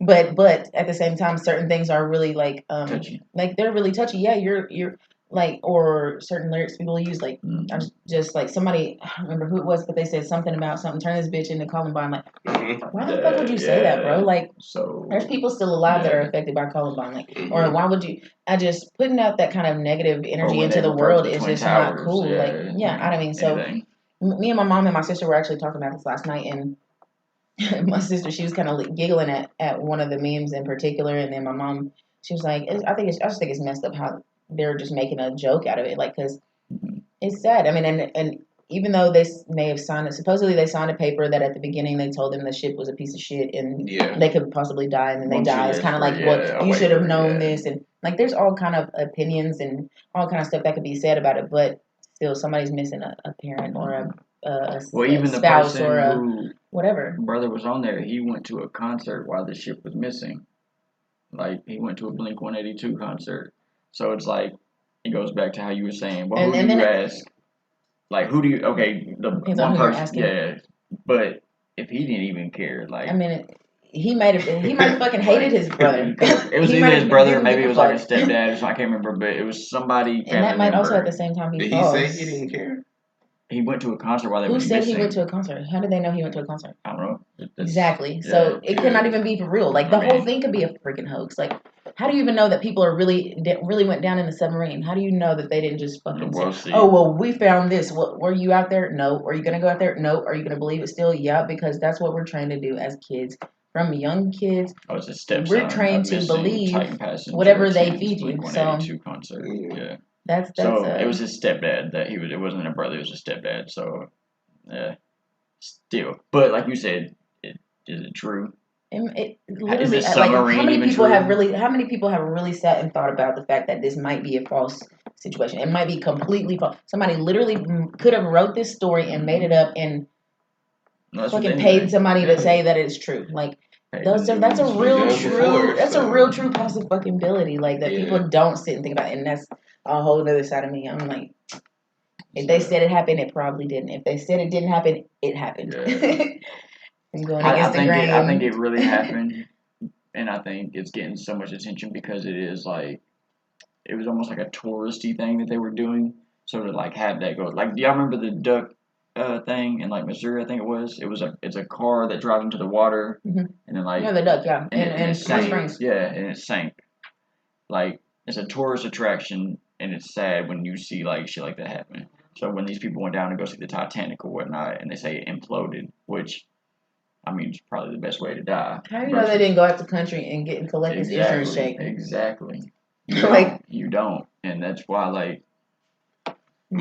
To be honest, like a lot of stuff that I see, like in the media or like the news and stuff, like I'm already kind of like, because it can be written, it can be put on there for like views, like that's why I believe probably 50% of it. Like I don't even have to watch like both sides. Yeah, until you show me like the submarine stuff. Like if somebody like you got like some deep sea divers or something, like go down there. If they see the submarine and they in there, they're like, oh, there's people in there. Like I have to see like though. It's gone. There's nothing to show you. Yeah, see. So then I'm kind of like. Think about that, bro. Like, fuck, that'd be so. Like, you gotta show me like proof for me to be like, oh, okay, yeah, there's proof. When I tell you, I haven't it, but if I don't see proof, I'll be kind of like. I haven't seen a single one of those memes with my own eyes because that's how much I don't pay attention to the news. That's how much I don't. That's how much I don't pay attention to the news or watch the news or anything like that because it. First of all, I don't know what's true or not. Second of all, like. I've got my own life to live and my own problems to deal with every day.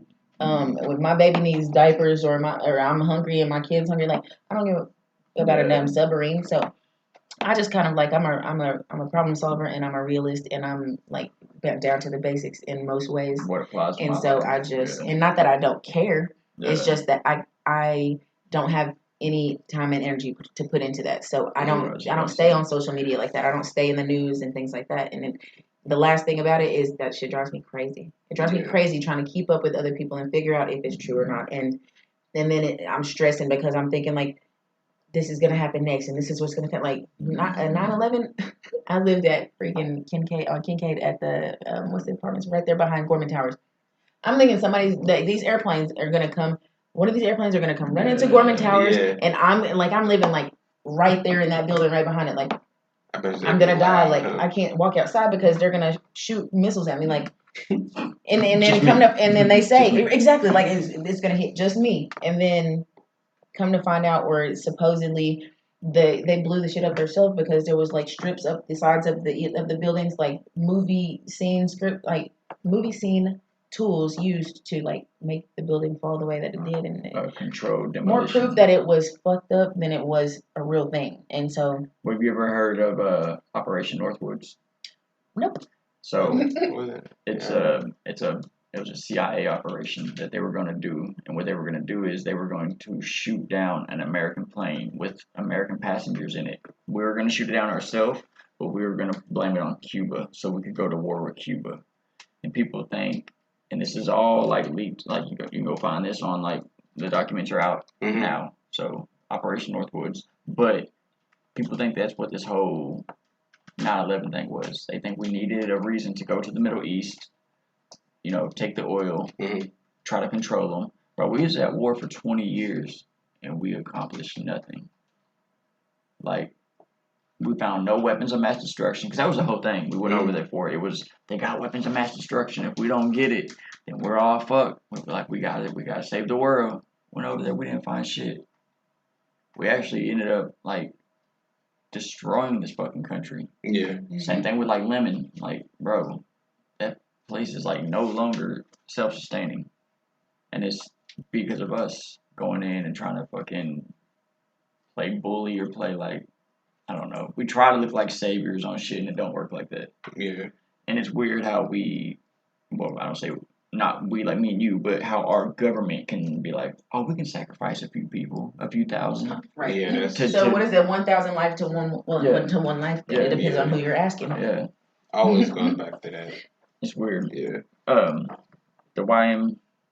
You want to touch on that? Before we get into that, still got some questions for Plain. Yeah.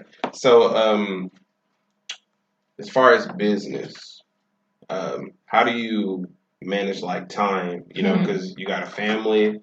Pretty sure you work. Well, how do you put that business into all of that?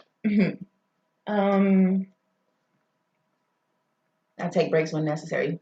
Will be the biggest part of that, because I haven't done that much work. Do you sleep at all? Yeah, sometimes. No, I do. Usually in the early hours. She said, my daughter Marley is here, and she said a lot, which is not true. It can be true some days, but I currently am actually not even working right now because of some situations or whatever. But and it's given me quite a bit of freedom. But I do have other obligations that I put first. I always put my home life before business, and that is actually like caused me to have a little confrontation with some important people to me. Okay. And we're good now, but there was a little rocky point because it was like a bridge between this is the work that should be done versus this is my real life, and this I've got things going on, and I don't have time to take pictures. Fuck you, fuck your pictures, and anybody else who's mad about it. Like, just because it was just something that I was going through. I was going mourning a loss, and it affected me a lot more than I thought it would, and so it kind of threw me off. And so since then, with that situation, I kind of like, it was a wake up. Like, I have to take care of myself. I have to take care of my mental stability, and I have to be sound in order to do the good work that I'm going to do, because I'm not going to put out no piece of shit work. I'm not going to put out anything halfway done. I'm going to do it all the way, and if I can't put my all into it, I'm not going to do it right now. So I'll get to it when I get to it. And I mean, if you want to go find somebody else to take pictures, then that's cool. But other than that, I need you to respect my wishes. And so I take time for me. But with me being unemployed, it does give me time to take care of a lot of stuff that I felt like I was neglecting in my personal life. So currently, I'm not doing too many things, and I haven't been the past, I would say, year or so. But I do have a lot of things coming up. And so in order to balance that, I'm going to make sure that I, keep a schedule. I have to keep me a whiteboard. I have to keep me a calendar. I have to keep me a planner. I have to keep. That's going to be my next question. My reminders on my little Apple Watch. I have to keep, like, everywhere that I can remind myself of what I'm supposed to be doing and where I'm supposed to be. I have to do that in order for things to flow like I want them to. Because I can get so many things done in one day. But that's if I have it planned out. If I don't have it planned out, like, the day gets away from me and I waste time and I'm not So Is there anything out there that gives you like inspiration? inspiration, yes. Going outside every day, like Money, every motherfucker. day. Well, no, that's the thing. Like money is not even a motivation for I've me. heard that you're not supposed to chase the money. Yeah. Money is not a motivation at all for me. Money is a necessity, and so it's like, which is another reason why I'm so uncomfortable charging people, because I'm like, I don't really care about that. I just want you to appreciate what I've done. I just want you to see what I've done and understand me. But so money not being my motivation. My motivation is like I said, going outside and being in nature and seeing the beauty of the world, and how many people like compare that to the technology thing we got going on, and how many people don't even see the gifts that are there for us, like just going and looking, watching the trees, the wind blow through the trees, or watching these kids play basketball, or like whatever, any little thing I draw motivation from, and beauty from, and that's beauty is what inspires me. Like beautiful people on the inside, beautiful people on the outside. Like they may have a shitty personality, but they take good pictures. I get motivation from that, or vice versa. I definitely get motivation from a person that's beautiful inside. So, or that they're just passionate about their work. I might not even like their work, but if they're passionate about it, I'm motivated. So, just. So passion is a good motivation. Yeah. I do like how you said, if you're not at your best, you would rather not half-ass something. And I think people should respect that. Whether it's on a time schedule, if they're like, well, I needed these pictures today. Do you want them good, or do you just want them? Right. Like, you could have took them yourself. Then you could have had an old girl take them for you. Like, or your homeboy, you always got what you like. But it's like, if you want my product and my art, and you want me to share that with you, then I just need you to understand that I'm not, and that's another reason for the longest I didn't charge, is because I'm not trying to be on your timeline. I don't want any expectations drive me. I didn't think about like, so do you feel like when you charge, do you feel like you kind of owe them more of like? Oh yeah, if you're paying for the pictures, I definitely owe you in a reasonable amount of time. I actually had to work a deal with somebody, because I kind of put it off a little bit of the work that I was supposed to do, not on purpose, just like there was other things that came before that, and so I just had to give him a little deal, but we're good. Which I'm not against giving deals or negotiating or whatever, because it's a necessity. You seem like a very fair person. I try to be. Not only like fair when it comes to like managing your business, but like in general. Yeah. My mama, she's been both lately. Sides of a fucking coin. Like you're trying to see everything for what it is and not what you're told it is. Yeah, That's beautiful. Thank you. It really is, and it's hard to find people like that. Like it's hard to find someone who is like we was talking before we was recording. How he was like, I don't want to say too much on this because I got a brand and I may change later. Yeah, that's fucking dope. Because you should be able to change your beliefs or whatever your way of thinking when presented with new information. Yeah, I'm definitely like a hippie in that sense, because I'm like free everything like that. Don't mean sleep with everybody. That means just be free. That means be you, appreciate you, love yourself, and people are gonna love you. Love like for free. even the like most unattractive person you see, like if they have a bomb personality and they still walk around with their head up, like they're attractive. They're an attractive person. Like you may not be proud to go everywhere they are. West like you. What you mean? But you're so cool. So you know what? Let's do this. No, I know a lot of people like that. That like and I've noticed not by society standards beautiful, but they're so. But they have a bomb ass personality. Like they're not like. What does that mean? Oh, you know what that means. They're not like. What does that mean? Society. So all he put his little fingers up here like. It's quotations. Quotations. What does that mean? So what does that mean? What I'm saying is, by society standards of beauty, you have to be a certain way. A certain size, a certain shape, a certain no stretch skin marks, color. No blemishes. People love certain. Society says that? Yeah, guys love stretch marks nowadays. But there was a point in time they didn't. Society says that? When have you ever seen a The media. The media. They do. Why is your voice so high right now? Because I'm like, confrontational. I'm like, what? It does? No, but like people. Okay, so I think it's the media. The media, they show you what the idea, or the music videos, whatever. What you're seeing in the world is just better representation nowadays. I think we're getting more. No, we're not. You don't think so? I think Rihanna's killing this shit. You think what? Rihanna. You said Rihanna? Rihanna? Yeah. Where did Rihanna come from? Yeah. She's killing it with the representation of the different body types and. Oh yeah, she's have you always not seen her everything. Fenty line? I told you I'm not be. Oh, I okay. don't know. I don't know her Here, personally. I let me- probably don't know what mean- she's doing right now. Well, let me show you. She is killing the game like outside of music. Like, Well, I'm not even talking about like money wise. I'm not talking I'm about talking about looks or like just representation. who she is representing. Like Yeah. she is like.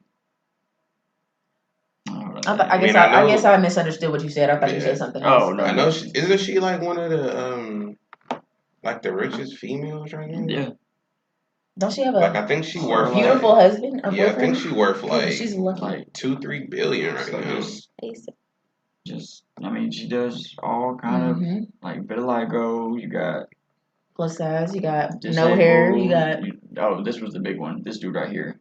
And dude was commenting. They was like, "I'm so glad she is putting somebody out there that looks like me to model these Okay. clothes." And yeah, that's Okay. and then if you look at her style has changed over time. Mhm. Her topics have changed. Like she's changed a lot since she Yeah. started. Like And she's all been through. You different can tell types she's been of- through the ringer, and she's able to appreciate life for what it is and people for what they are. Mhm. But So that's everybody what I mean can't do by that. Rihanna is killing She it performed at the when it halftime comes show, to too. representation. Yeah, but everybody Performed can't at do the that. halftime Like show. Pregnant. everybody's not that mature thinking, or they have everybody hasn't been through those things that they just can't Just see. like yeah. So To where most like Gucci, Prada, whatever, they're gonna have the super rail thin, super tall models mainly. Rihanna's like, nah, I'm gonna put real people out here on like the runway, mhm. and I'm gonna make stuff for real people, real bodies.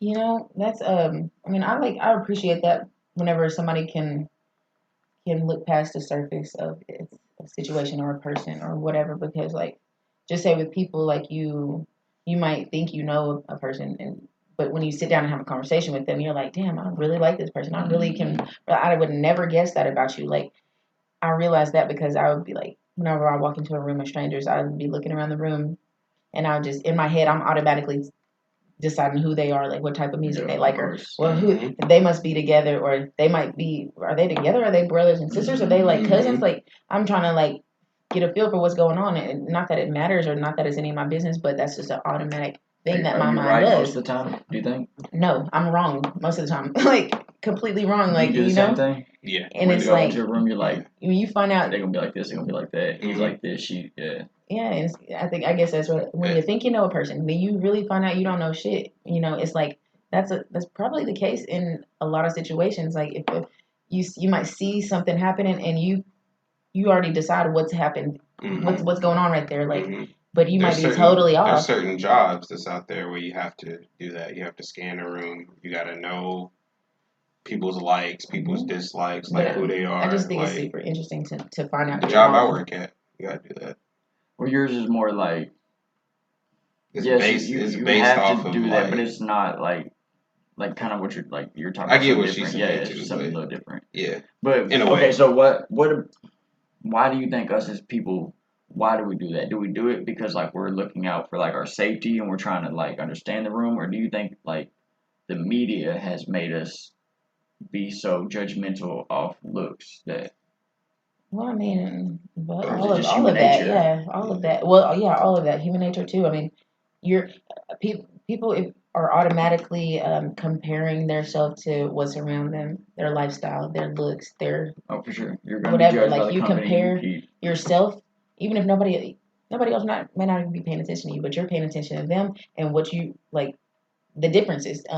So that's like a natural thing. I think it has to do with like some insecurities. Depending on your past, it may have to deal with whether or not you feel safe there or whatever. I mean, there's a lot of things, but for me, I realized and I felt like it was like just a natural reaction to just idle minds, you know. Yeah. So like if Idle I'm minds stressing is a about something else, I'm not dangerous going to be place, looking at that though. type of stuff. But It's a scary place to be in.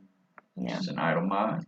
Oh, So yeah. when you came in to do Sick Goons episode Mm-hmm. to shoot the photos, what was your perspective of shining myself? Well, I walked past the room where you were in when I first got there because I was looking for them, but they wasn't up here yet, and so I was like, I thought you were like some like I don't know, like why is this fucking white dude looking at me like? But like, I was like, whatever. It doesn't even matter. I don't care. Maybe he thought I was hot or something. I don't know. But I look like shit today, so he's definitely wrong. That's kind of, I guess, the first thing that came to my mind. And then, right, I'm looking at me, and I'm nothing to do with nobody else. You might, anyways. Yeah. Fast forward, Goon, like I knew him, but I know what's it. But Nah, because she fucking know too. She's playing right now. Okay.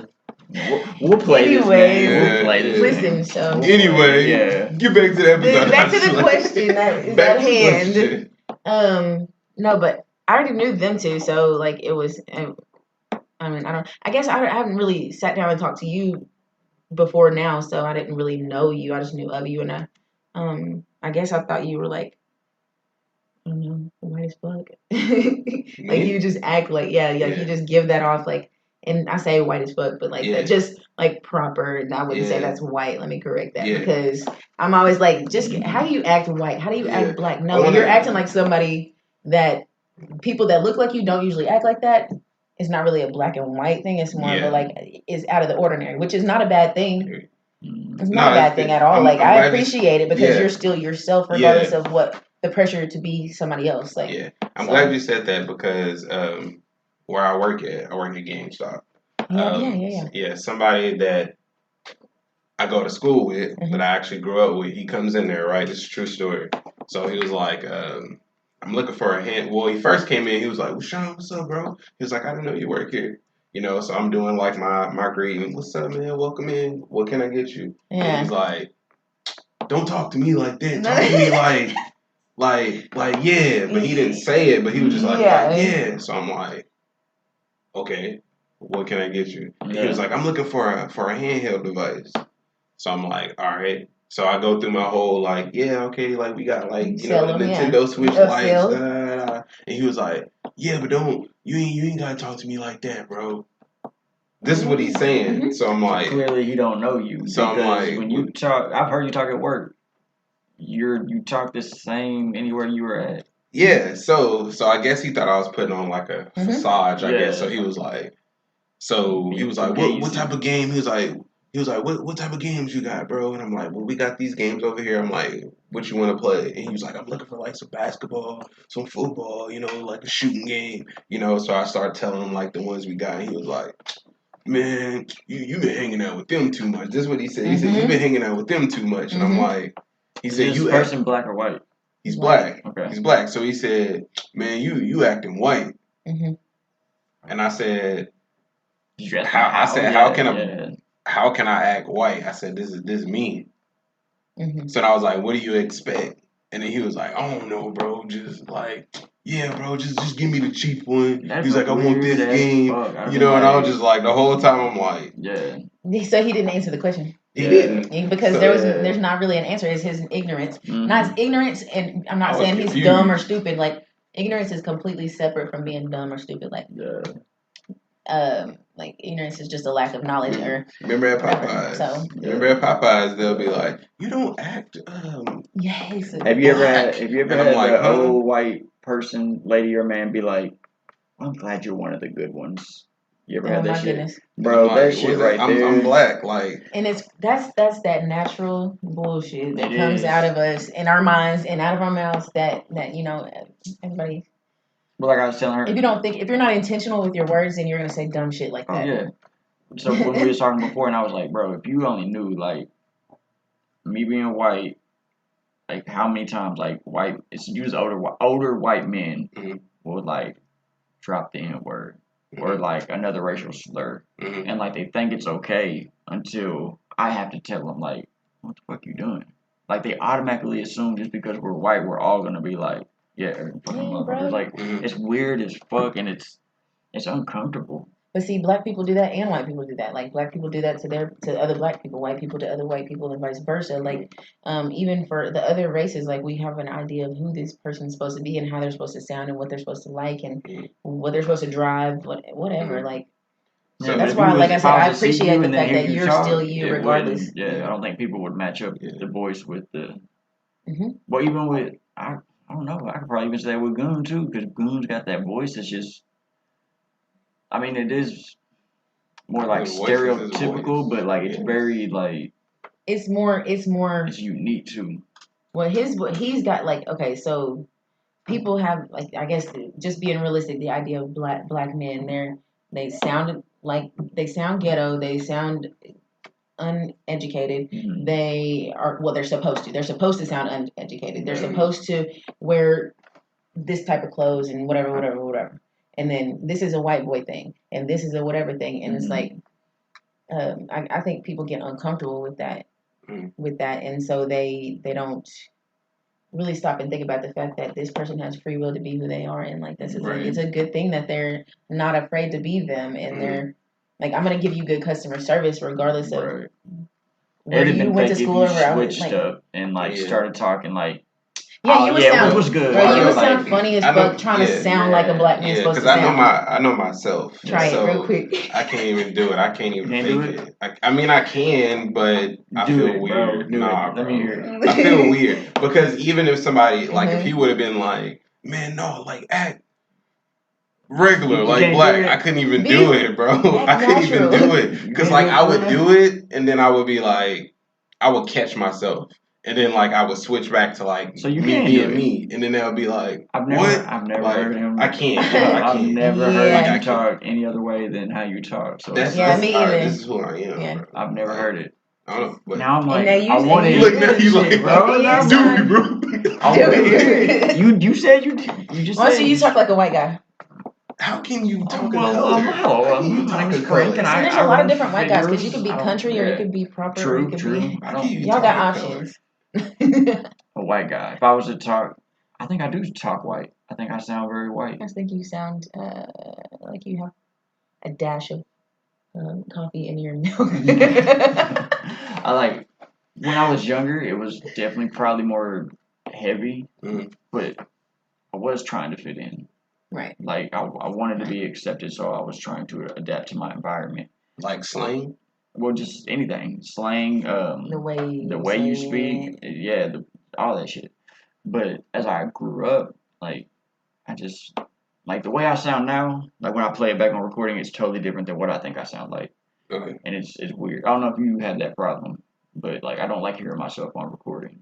I don't know how you feel either, but I mean, I don't mind it, but but your I'm voice on- is but also see, like very I have, like, I always get Yeah. compliments on my voice. yes, you which have a I'm great like, voice, and you're very clear and concise. Like everything you say is. you're just not confident. I guess not. You're just I not guess- as confident. I'm not confident I in didn't my get- sound. I didn't get that way until I started recording music though. Cause like when I Okay, first see. started recording and I was hearing, it, I was like, Yeah. and I was thinking like, people might think I sound like this, might Yeah, think I yeah. sound like that, and I was kind of like, I don't really like my voice. But then once I started getting more confident, I was like, See, when I was in It's school, just like my I would always voice. have teachers like they would ask, "They like, are you from Louisiana?" And I'm like, "No, I'm from here." And it would make me self conscious because then I'm like, "Why are they asking that? Like, what's wrong with it?" But Wait, the voice thing and that whole how you say it, what you say, all that stuff. It goes back to your childhood. Like, if a black man raised you, you're gonna sound and say things like this black man in particular Mhm. says and sounds like. But you know, like my dad, he's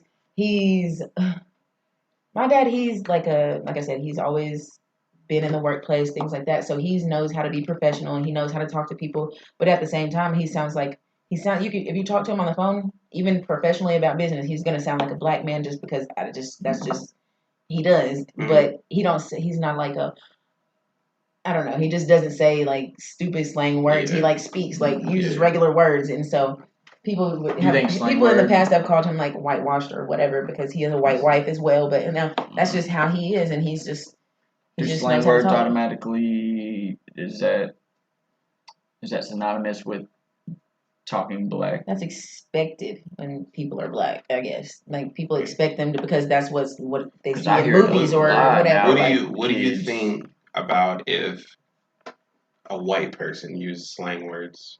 Well, it Like, depends what on do you how they think of sound. them? It's like a kid not knowing how to cuss, Yeah. but they want to cuss. Like you sound either you sound real stupid or you sound like it's just coming like it flows out of you. Like Yeah. Are you so if they so if they say it like that, are you gonna just be like I'm You're not gonna gonna know say it's- shit. I'm gonna let you find your way because you But sound you're like a gonna real know like dumbass that's right not now. what they do. You're gonna know like say it again. fuck dick or something like that. I was trying to think of something that don't make no sense. No. Yeah. Okay, she said I've heard worse. She said I've heard worse.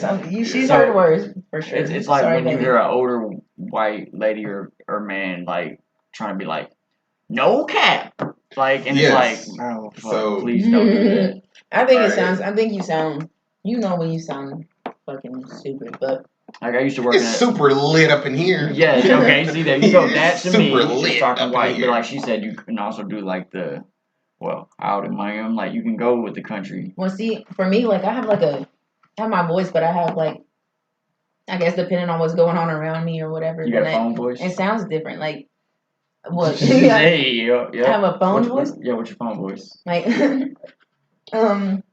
Is it let's see. I Sweden? used to work for. It's professional. It's like this right here. Thank you for calling. Whatever. My name is Kavisha. How can I help you today? So I can sound professional, or I can be like, That don't sound any different than how you've been what the talking. fuck though. is like? You know, I think I it's can the be like, words you're saying. yeah. So like my voice is kind of, but it changes though because like I listen to country music, like hello country music. So like whenever I'm singing, I sound country as fuck. Like, and then I'll start talking after I get, after I'm listening to the music, I'll start talking, and then I sound more country then. That's funny. So So okay, with that being said, It just- I feel like I'm a chameleon, but I wouldn't say I'm like fake or nothing because No. like that's just what Well, naturally is coming out of me, and I before don't you- sound funny when I do it. Before you ask that question, let's go to the fashion. So Okay. let's say you got a white person, Mhm. you know, snapback hat, fitted hat, chain, you know, pretty much what I got on. Mm-hmm. Are you gonna be like, oh, he's Trying to be something else. trying to be something else? He's trying to be. Well, it depends. If he's like, if he looks like a damn idiot, then yeah, but He kind of walking, I'm like kind of actively, like. yeah, like you can tell if What's up, something, if that's bro? your natural What's up, walk dog? or it's not But your is he natural walking walk. with confidence, what's or is good, he dog? walking like he's uncomfortable? Right, but you're You gonna can see tell, that. you gonna be You're gonna see that. You're gonna know if a person is faking it or whatever, and they know. So, but at the end of the day, who gives a fuck? Like, what does it matter? Well, You and know, I'm a like I don't big care if you believer want on to. that. If you're aspiring to be somebody that you're not, like that's your journey and that's cool. Like Yeah. you can do that because either you're gonna see it or you're not. You're either gonna get it or you're not. You're either gonna. That's a diss. No, it's not. No, shut up. The way she said, I No, mean, I'm if just you're saying, like, inspired that's- to be No. somebody that Because you I'm don't. not saying that I haven't. Nah. There's times I've been inspired to be somebody that I wasn't, and then it just didn't last very long because, like you said, I don't fake very well. So Yeah. Right. I'm trying to be this, but it's not working out, and I'm gonna It's give hard, up. You know, bro. I'm gonna go back to me eventually. So like this person on this journey, they're not in the place where I think they should be, but they'll get there eventually. They'll get where they're supposed to be. Yeah. So I'm actively trying to monitor my thoughts and my opinions of people and stuff because like. Especially the If preconceived I notions that we house that have. if I house negativity about other people, like the first thing I think about you is something negative, like that's straining me. Like it Yeah. makes me heavy, like me personally. What if you see a man out in public with a dress on? Honestly, I would be like, you know, go bitch, get it, whatever, What if whoever. it's gay? Look, What if whoever he's you like, are, he might have a "What full. do you mean, go bitch?" He might have a full on beard and be walking with a purse and a dress and everything. Like I'm a grown ass you're- man. Hey, Grown ass man. now look, if he was like defensive, like okay, well, I apologize, you know, Yeah. miscommunicate. I mean, my bad, dude. I'm sorry. I shouldn't have said that. Whatever. But like, if he's like, if I say 9 times out of 10, if he's in a dress and a purse, he's gonna be like, okay.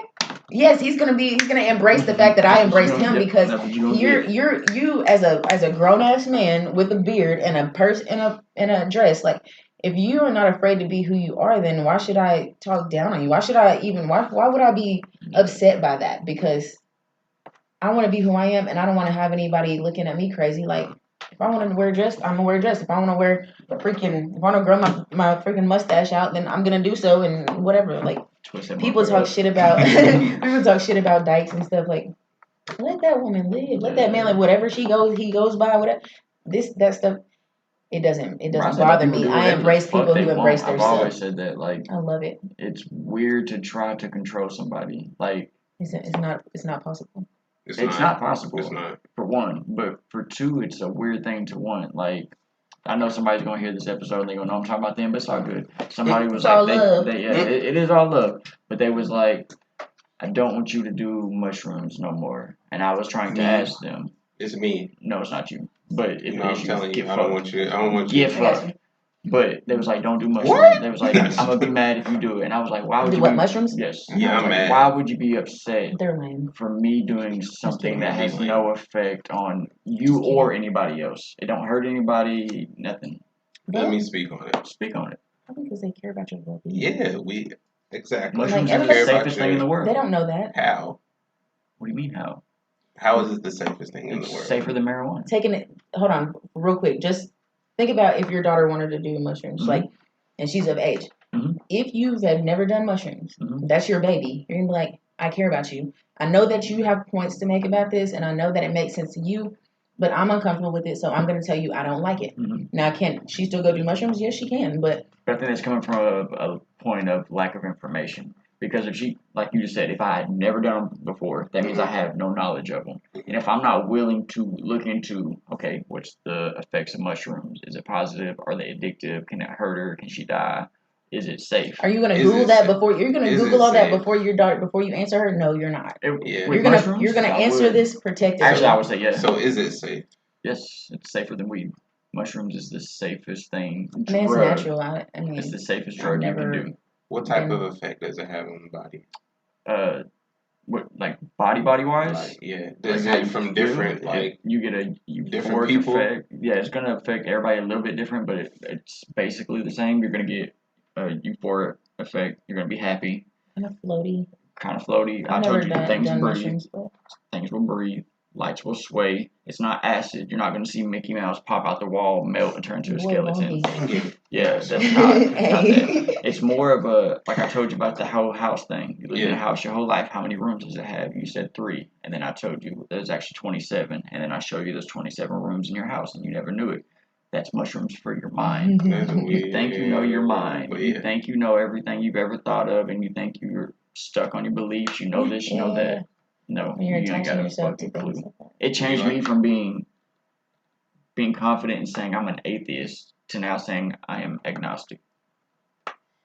I think it's a different plane of thinking. Mhm. It's a different, like, just like the people that went in the submarine. I would never go down in a submarine to Right. go see no ship wreck. Right. Like, that's just Mhm. where I don't want to go to that place. I've seen the movie. And I'm good. and by doing I've seen Titanic. like shrooms and acid and things like that, you're volunteering to take this trip to another place, like, that you don't know anything about. You don't know if it's scary. You don't know if it's fun. Acid's You don't different. know how long you're gonna be there. You don't Acid know. will fuck you up, and You it don't will know a take lot you of stuff. somewhere. But if you're willing to take that risk and go to this place, then you go and Mhm.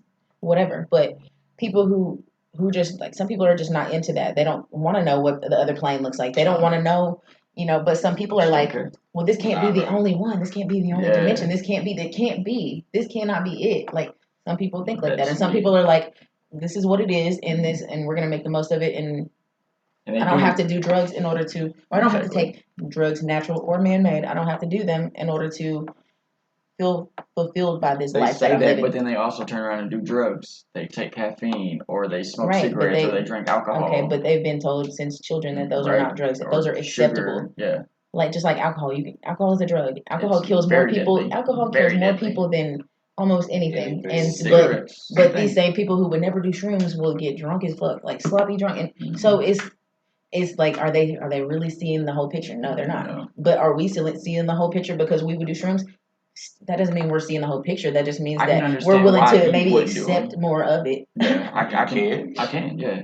If you're telling me that you are Not just me, fine not with me. life, like you're not searching for anything. Like when you asked me why would I do them, and I told you I'm looking for something. That's exactly what I told you. Yeah. I'm trying to find something. I'm not doing them to party. It's not a party drug. Mhm. Like I know they get that rap, like, oh, dude, let's do Yeah, shrooms you and can go to a trips. party if you want to. on some No, shrooms. fuck no. Like, bro, do shrooms and sit, meditate, and get with your fucking thoughts and like deal with your shit. That's what I do them for. But some people, it's a beautiful place to be, though, to be completely sober and It be able is. to be It really is. If you can do content it, with yeah. that, because, like, I've been there. I envy you, to be honest. If you can go through life and feel like I'm good, like I'm cool with life, I'm cool with the way everything is. I don't have to question nothing. I'm not saying like you think you know everything, Mhm. but like you're just You're content. You're happy. Yes. You're I just say it is what it is. But see, me, Like, and that's enough. But that's enough when for people you. do but stuff, see, me, I'm you like, can't control them. So you just I be like, have all to right, they did that. understand. It is what it is. Like, I have this Longing, urge desire to for fucking something. understand. I need to know. And like that's what not this last time I did them, but the last time before that, I was I was having a fear of death because I had a lot of people dying around me, and then my own mortality was kind of fucking with me, and I got daughters, and I'm like, let me see if I can work through this. I can't do it by myself. I don't want to go to therapy because like costs way more than whatnot. But so I did them, and I just sat and just thought about just life and death, and I came to this like just epiphany of I've always known I'm gonna die. Ever since I can remember, like as a little kid, I always knew I would die. Why am I so afraid of it? It's inevitable. Why would I fear it? Mhm. And if you fear death, you are then hindering yourself from living life to the fullest. I agree with that. So, like, for me to get over that and stop hyper focusing on death, it took doing shrooms, getting in with myself, understanding, like, this isn't forever. It's not meant to be forever, and there is something after this. It may not be heaven and hell, but I believe there is something after this. We might go back to pure energy. I don't know what you call it. It may not even be consciousness, but I can almost 100% tell you there's something after this off of just the feeling I had when I did them. I felt so much love and beauty, and like I appreciated my daughters. And at the time, like me and my wife lived together. We wasn't even like together though. Like, but like I just had a deep appreciation for her. And like I was kind of like freaking out at the end, and like I'm crying, but I'm talking to you just like this. Like I'm fine, but my eyes are just I'm pouring. And I'm talking to her, and I'm like, "Can you stay home from work? Can you not go? Because I don't want to be alone. The girls are still asleep; they ain't awake yet." And she's like, "No, I'm going to work." And I'm like, "Well, I knew you would say that. You're such a responsible like adult." And like it was just this fucking. You're just accepting, like I know you're hurting me, you're leaving me alone, but I accept this, and I know you because I knew it. I just, And dude, I'm I just know, I bawling. see you. You can see, you Yes. like, I like in Avatar where they're like, I see you. It's not like I just see you. It's like I see you, like I see you, I see you, and that's like, bro. sticks Okay, with me. so I'm freaking out, right? I'm having this like it's almost getting borderline panic attack because I'm coming down. I'm like on the end of it, but like I kept eating to try to maintain, which is not a good idea. So took too much. And so she leaves, and as soon as she leaves, I'm by myself, and it's just fear, panic, just of being alone. I hear my daughter's alarms go off. And they're probably about her age at the time. And I walk in there, and as soon as I start talking to them, peace. I'm talking like a fucking like blanket just wrapped around me. And like I was honest with them. I was like, listen, I'm gonna be honest with y'all, like I took We had a long night. like I'm on mushrooms. Yeah. I'm kind of freaking out. I just want to talk to y'all. And they were like waking up, like they're just waking up to this, and they're like, "What the fuck?" And I'm like, and they're like, "So are we going to school?" I'm like, "No, y'all's only gonna have a half day anyway, so y'all can just stay home. Like it's all good, yeah." And they were just like talking to me, and it was instant fucking like I melted. Like that sounds like fear just gone. That sounds like you may be questioning like the like because there was a point in time where I was questioning like why are we even living, like what's the point if this is what has happened and this is what's to come, why the in between, like what am I here for because of this and this whatever. There was a point in time where I was sitting on the floor bawling crying to my ex, Sean Bullock. Hey Sean, we were talking like we were into we were just into like different stuff. I know that's why I did that. Like, shout out to Bullock. Sean Bullock. I didn't know that. That's why I did that. That's why I was like, we okay. But yeah, no, we were at that time we were into like a lot of history and I think just a lot of weird stuff like aliens and all of it. But there was a point in time where I was like sitting on the floor crawling, crying, and like, why are we here? What are we doing?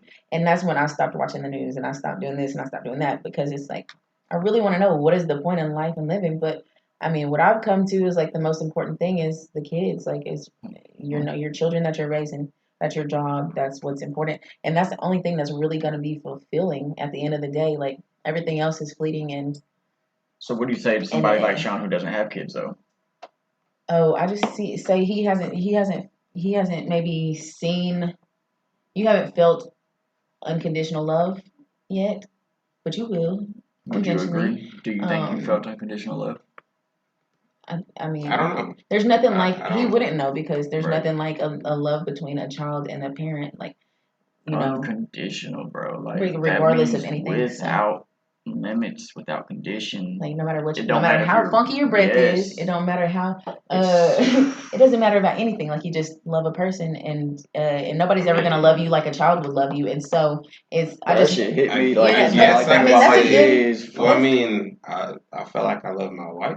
well, yeah, of course you unconditionally. do. But if So if she lost both her legs, you'd be alright. Yeah. that's not a fair question. So yeah, so yeah, just, make it fair. Just say if she So decided for she wanted example- if she decided she wanted to be a man and Mm. change her sex That's and unconditional. all of that stuff. Now you have a husband. Yeah. So are you gonna leave and be with a woman? Or are you gonna stick with That's this a good person one. because you love this person? Yeah, sure. Because a child, if I decide to be a man, she's still gonna love me. She's still Yeah. gonna love me just the same. Would you? See? That's So dope. it's like She didn't even like fucking hesitate. stuff Yeah. like that. Like you're gonna be completely unselfish about this Oh, person's yeah. wants, What you but got? you're gonna love them no matter what they choose. That's unconditional love, and it's like even like you could take kids that get abused for example, like kids that get Ready, bro. I want to hear I mean, this shit. I want But to kids, hear But hold but on, kids I'm like gonna- kids like I'm that gonna let her get go first. I'm gonna like let her kids that finish get first. beat at home, or like they had that book called A Child Called It is what the Yeah, title of the book was fucking called, and where the terrible. mom, she was torturing the kid, like laid him on Yeah. a stove and some more, like his all day every day torture for this kid. He still loved this woman no matter all the things she did. When little kids get raped, and really like the worst thing you can think of happening to like the Gabriel case on Netflix that they had that's him, fucking where terrible. he still loved his mama. He just wanted to make her proud. So it's like they're gonna always love you. They're always gonna accept you. They're always going to. It's like nothing can touch that. So I think that without the fact that you don't have kids, you're in a good place because you have a lot of opportunities that people with kids they could have those opportunities if they want them, but if they want to be a parent, they have to choose that. They have to make that choice. But you have the opportunity to be, do, and go whatever you desire, and so you're in a good place. And if you never have kids, then I don't think that people without kids should feel like they're missing something because God gave them what He gave them, and they should find a way. Should I say should? I don't like to say should, but it would be positive, in my opinion, for people to appreciate whatever they do end up with. So if you never have kids, then cool. If you do have kids, then cool. Man, search for meaning. You find purpose within the struggle to make it all worth it. But for me, in my story, the kids is what Taylor matters. is now Tyler. I knew you was coming back to Mr. that. Taylor. I knew you was coming back to that. I wanna hear What's the question, bro? The question is, if Would you she leave? wanted to be a he, are you gonna? Is that unconditional love still there, or do you only love her with condition? Because that's still a condition. I mean, me personally, if I marry a man, I want you to be a man the whole time. Like, See? I don't. And I'm want- not even saying it's I don't- negative if you was to leave, But that's I'm my saying it's preferences. not unconditional love. That's love with limits. I'm not about to be with a man. Okay, so then that's So, not unconditional, yeah. which is So, okay. It's okay. I mean, that's kind of far fetched. Yes, I'm saying it, Taylor. She can dick If me you, down. if you right turn now. to Okay. Tyler and you It's over. change your gender, nah, I'm out. Right. So, I'm but out. But- then again, Yeah. like you have to take it one step further. And I'm not saying this is you by any Yeah. means at all, and I don't think this about you. But some men who are married I to do. women, No. some men Would who are you? married to No, women, what she's about to say. I know where you're going. some men that are married to women, they They- may be they secretly accept it? long. No, they might secretly long to be with a man. Little boys that get raped, it literally changes their brain, like their everything about their body changes whenever this certain thing happens, and it's just for the rest of their life they're struggling with what their body is telling them and what their mind is telling them. Like, I don't like men. I'm not. But you can't control the fantasies that you have to be with a man because of something that somebody else did to you, and that's realistic. So just say some like everything about a woman, like some men but long to be with a man. So the if way they're they smell, right, but everything, like, but if they might long to be with a man. So if their wife changed into a man, that would be right on time. Hell yeah, I'm staying with you. Like, now we're really good. We was good before, but now we're really good. Great. And there's you never freaking know the little details that make a situation. That's why I try not to judge people, because But do you think sexuality is such a broad sexuality spectrum now? should not have as many rules as it does on it. Oh, I think there should be no rules on it. I think. Me, Well, I mean, hold on, wait. because that opens a door for a whole fucking topic of discussing shit. When I say no rules, I mean 2 consenting adults. Well, of course. Like Yeah, you know what I mean? Okay, so 18 and up. 18 and up. Even 18's weird, bro. It is weird, but it's fair. It's legally whatever the fuck. But is it more grown? Yeah. Legally grown and up. Yeah. Okay. So in that aspect, I feel there should be no rules as long as your partner is comfortable. If you're doing something that like they're not, if you're like, I want to put this and this, and you know, and they're like, I don't like that. You know. But that's like. But what if they like it though? Then that's what I'm saying. Then it's all good. But if I mean like one likes it but the other doesn't. Yeah. So let's say. Then I don't think you can. What if Taylor wants to peg you? Oh, my bad. No, you're good. I just want. Anyways, Yeah. Hold on. just. Yeah, hold on, because I want you to answer this. He's like, I want you to answer this.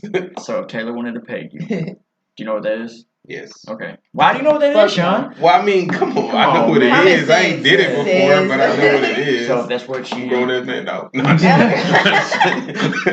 just playing. So if she was like, it would really give me great pleasure, Sean, if you would let me peg you.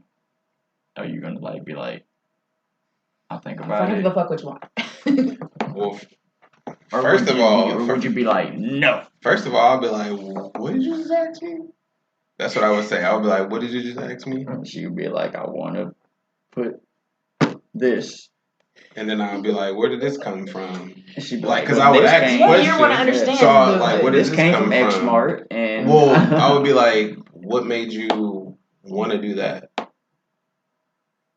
And then, and then she would have to, yeah, she would have to explain it, and then I'm going to still say no, but I'm going to want to know, like, why would you? Yeah, but you would still say no. Ask me that? I'm going to say no. Okay. But I'm going to ask her, like, okay, what if you wanted to do something to her that she wasn't into? I don't know what y'all's life is like, but would you expect her to be, like, compromising? Or would you be like, oh, she said no, okay. Yeah, if she say no, I'm like, all right, cool. I'm not going to get mad. Okay. I just be like, all right, cool.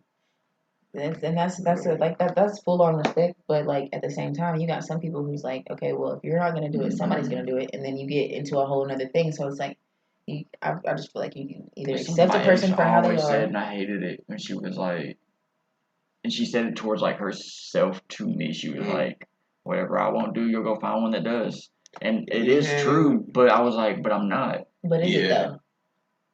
I mean, it is some true. things you might have interest in doing something in particular, but if the person that you love and you plan to be with for the rest of your life is not into it, you might be okay for the rest of your life without this one thing. You know, I can deal with. I can live my life without this. I agree with you. I mean, the finding somebody else to do it is true. You can definitely find somebody. But if the pattern changes, yeah, if our daily pattern changes, I know something's up. That's why I would go back to you'd be more questions. I'd be like, why? I'd be like, why? So then when I'll start thinking, I'll be like, she's like, it was always a thing, and I just never brought it up to you. Then that's gonna go to a whole different conversation. No, so y'all are gonna find a middle ground. That's gonna go to a whole conversation because it goes back to where you said compromise doesn't mean a little bit of both. Well, one person won't do, the other person will. Somebody will. But you know what? Just by if she was to really realistically ask you that question, it might be so like dumbfounding to you, like a complete turnoff. Y'all might not even be together much longer after that. You know what I mean? Because like, okay, we obviously want different things. Yeah, because I'm gonna be like, we obviously want different things. So you know how I can't even like sleep with you again and feel the same way as I did the last time we did, because now I see you differently. Which is, I'm not judging you. I can respect you, but I'm not. Yeah. But then also, I would want whoever I'm with my wife, but I would want her to like express herself. Like if that's how she feels. But you wouldn't let her down. You wouldn't be like. You wouldn't cuss her out and embarrass her for asking. You would respect the fact that she is confiding in you, and you would handle it. What if it was something different though? What if she was like, "I want to bring another man into the bedroom"? Then would you cuss her out and get mad? Yeah. I would too though. I ain't sure. It depends, man. I've thought about that shit because like that's not many females. Even if they want to, not many females are gonna be like, come home to their dude and be like, "Yeah, can we bring him in?" Like, no, like That's like I wouldn't do that. What? I don't even know what I do. I don't even know. Well, a lot of What you mean? I would think a lot of Oh women yeah, you'd be mad for assume 2 weeks straight. yeah, for Yeah, like it'd be you know easy what, I'm 2 not even weeks. coming Have home. that ever I'm happened going to to my you? mama's. That ever happened to you? Oh, if you're asking me, no. I was gonna Oh. say I think females think that's like the guy's like dream is to have 2 women. That sounds like a fucking nightmare to me. That sounds like a lot Yeah, of so chore. It does. yeah. It Big sounds like chore. So from a so man's fucking much perspective, to do. Like, from a man's perspective, that's that's Have a y'all lot ever of seen work. those videos where they're like A lot of work. real life versus no Yeah, expectations yeah, versus yeah. real life? Yeah. and it Some would people be, can do it. bro. It would be me I 2 know minutes people in, that. and then at 2 I know minutes and 10 people that seconds, be I'm in the like, corner yeah, I with my need 4 or chips. 5 of them. I need a nap. Yeah, I'm in the corner Okay, just you watching thought these you 2 were. go at it, and I'm like, all right, I'm gonna go play the game or But something. that's the thing, and like about like pornography and stuff like that. They have a lot of things on there that people see. They're like, oh, I didn't even know I like that, or oh, I never even thought about that, or oh, let's try that, and then you find out that this is literally is a I was fantasy. about to A say fantasy is not a real it's thing. not real You can make it expectations. real, but It's not gonna work. it's Yeah. yeah, like it's just a fantasy. Like just like oh, I want to be rich and famous. I'm pretty sure a lot of people that are rich and famous regret that shit. Like I don't want this no more. Like not really. I I want don't to be like it. rich. I don't So, want to be famous. I'll take the rich all day. everybody Would can't you handle money. would you want to be Well, rich? Oh yeah, I mean, I would Yeah. love to. I would. Well, I say that, but I love to shop, and I love to. I love to do a lot of things that are probably not. If I let my life go into that to where I Yeah. have no limits, then it's probably not going to be very good. So Yeah. I wouldn't. Even when I get my tax money and stuff, I get stressed out when I have money in my pocket. Like I'd rather because I can. Uh, I easily adapt to my surroundings and I make shit happen. I'm a problem solver. So like even if I don't have nothing, I'm gonna have something by the end of the day or by the end of the week or whatever we gotta do to get this done, we're gonna do it. I'm a doer, not really a I don't like money. I don't like to have it too much. I would never be rich because when I do have a large sum of money, I'm so like giving with it. Yeah, we need to be friends around January. Bro, it's so weird. Like I'll use my brother as an example. Like he'd be like, "Hey, can I hold 100? You know, or can I have 100?" He wouldn't like borrow to pay me back. He's like, "Can I have 100?" And I'm like, "Yeah, bro, I got you." And then the next day when I pull up on him, I'm bringing him 400 just because I got it. Like, and that's why I know I'll never But have. why? Why are you giving him $400? He didn't ask for $400. He didn't. You didn't have to give I'm him $400. going I'm sure above you and could use that beyond. $400 I on could. something you could have that But you at the needed time, for I felt yourself. like I had enough money that like it wasn't going nowhere. It's Selfish. Self-centered. it's a delusion that I have 10,000. 400 out of my 10,000 ain't gonna hurt me. He only asked for 100. I can give him 4. That's my brother. Why can't I help him? But like you said, could I have took that other 3 and went somewhere else with it? I could have very easily done it. But at the time, it's but like you had to give yourself a reason. What if you get down to 0? And you be like, do that. you be like, dang, but I gave so and so. Yeah. I 4 call when him he and be had like, hey, for give 1. me. You still got you still got Remember when you had for 1 and I gave you 4? But I'm Where are the also other 3 at? how we talked about at the beginning. There's people who get satisfaction from giving, and I'm that way too. If I can give you something to like make your life easier, make your day better, I would love to do that. And it don't just have to be like my significant other. Like it can be just anybody. If I know something that can make you happy and it's there and I'm capable of doing it without like stretching myself then to get it for you, yeah, why would I not want to do that? I feel that. I do that with my daughter, but I do that too. Sometimes to like a fault because I just want to give her the world and I want to make her happy. But she learns the most lessons when I don't give her shit, when I take shit away, and that's just like what I'm coming to with it. Like, well, I think you also learn a lesson too, though, at that point, because then you see that she's learning more when I take away versus when I give. Giving makes me feel good, but what's best for her? And exactly, and it's because like you're cheating them out of a life lesson or out of something to remember for them to use that tool in the future. By doing this for them, you're cheating them out of an opportunity to learn. And so like, and that's just, but that has to be. I was like you before. Nowadays, like I love to help people, but I will feed you and I will give you something to wear, or you need to take a shower. I got you. The basic living necessities that you might need. You just need a little hand up, like all day. Like call me if you need to come back tomorrow. It's hot as fuck outside. You need to take another one tonight. Come back by. Like I'm not tripping because you can confide in me and tell me that you need help. I'm gonna gladly help you. But just because I have $400 in my wallet doesn't mean I'm gonna give you Right. 100 of it or whatever. I've grown in that So sense bad. because I'm like, I know that this is gonna be a necessity for me. Me handing them this, I can't say what they will or won't use it on, but that's not my responsibility. My responsibility is to do what I can, and what I can do is this. What I can't do is give you some money. So, Right. Where do you see yourself in the next couple of years? the next couple of years, Yeah. I'm getting the business kind of like started right now. So I would say I would like to be like well settled into a routine for so that way I can make sure that I'm taking care of stuff with the business, with the photography stuff and the other stuff under this conglomerate that I hope to have. But I guess just being more settled, having a firm foundation at least. Because right now I don't have a firm foundation. I'm just kind of artistic and flowy and living life right now. And That can be a foundation in and of itself, though. Do you feel like it's harder for a woman to succeed in the industry in this type of business? No. In photography? I don't think like you being behind. The type of I think women are better. Well, for me, yeah, the type of business that I do, the type of person that I strive to be, the type of all of that, everything that comes together to make me, I feel like I'm gonna succeed wherever I'm at because even if you don't see it right off the bat, you're gonna see that I'm great and I'm an asset, and you're gonna appreciate the fact that I'm here. And I'm gonna make sure that you feel that way because I'm gonna work hard and whatever. But I mean, a woman can be anything in this industry. Like she could be a rapper, she could be in the video, she could be the girlfriend, she could be you know, like women got it made, especially if they can afford a BBL or whatever.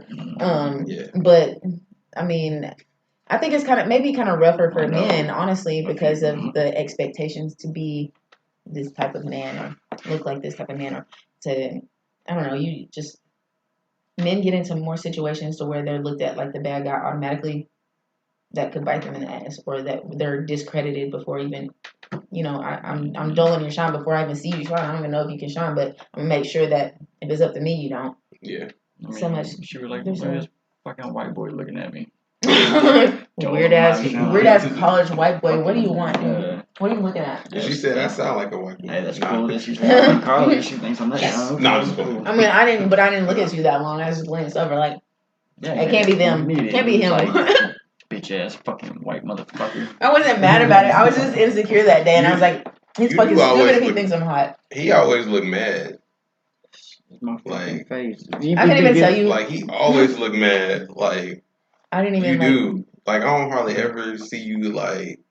not like weird as fuck, bro. Not like that. But like, let's say for example, I didn't know you, and like I seen you, I'd be just like, think I was pissed off. You're an asshole. I'd be like, dang, something wrong with him. I can be an asshole. You know, but hey, what's up, man? I'd be like, I work to not be. I say what's up to everybody else, and I get to you. But that goes back to like the whole horse thing too, though. Like, okay, what I think I look like isn't what I look like. So when I'm sitting here and I'm just like, and Sean's like, "You look mad." I'm like, "Oh, did I? Fuck." Like, before the podcast, before we hit record, I was like, "Bro, what's up with you, bro? Like, you good? You straight?" Yeah, he was like, "I'm fine." I ain't gonna tell him what he said. But no, you said it. What I say? What did you say? I think I said, "Man, what the bitch is that?" You think? You think? Yeah, I think he did. He did. Because it was so random. You was talking about something else, and I was just like, he did. What a bitch is that, bro? I said, that's what you mad for? Because ain't nothing in here? Because there ain't no bitches here? Yeah. No, I think I look like something else versus what I actually look like. And I don't know, sound like, look like, all that shit. And if I think too deep onto it, I'll start to spiral. And then I'll get too self-conscious about, am I looking too mean?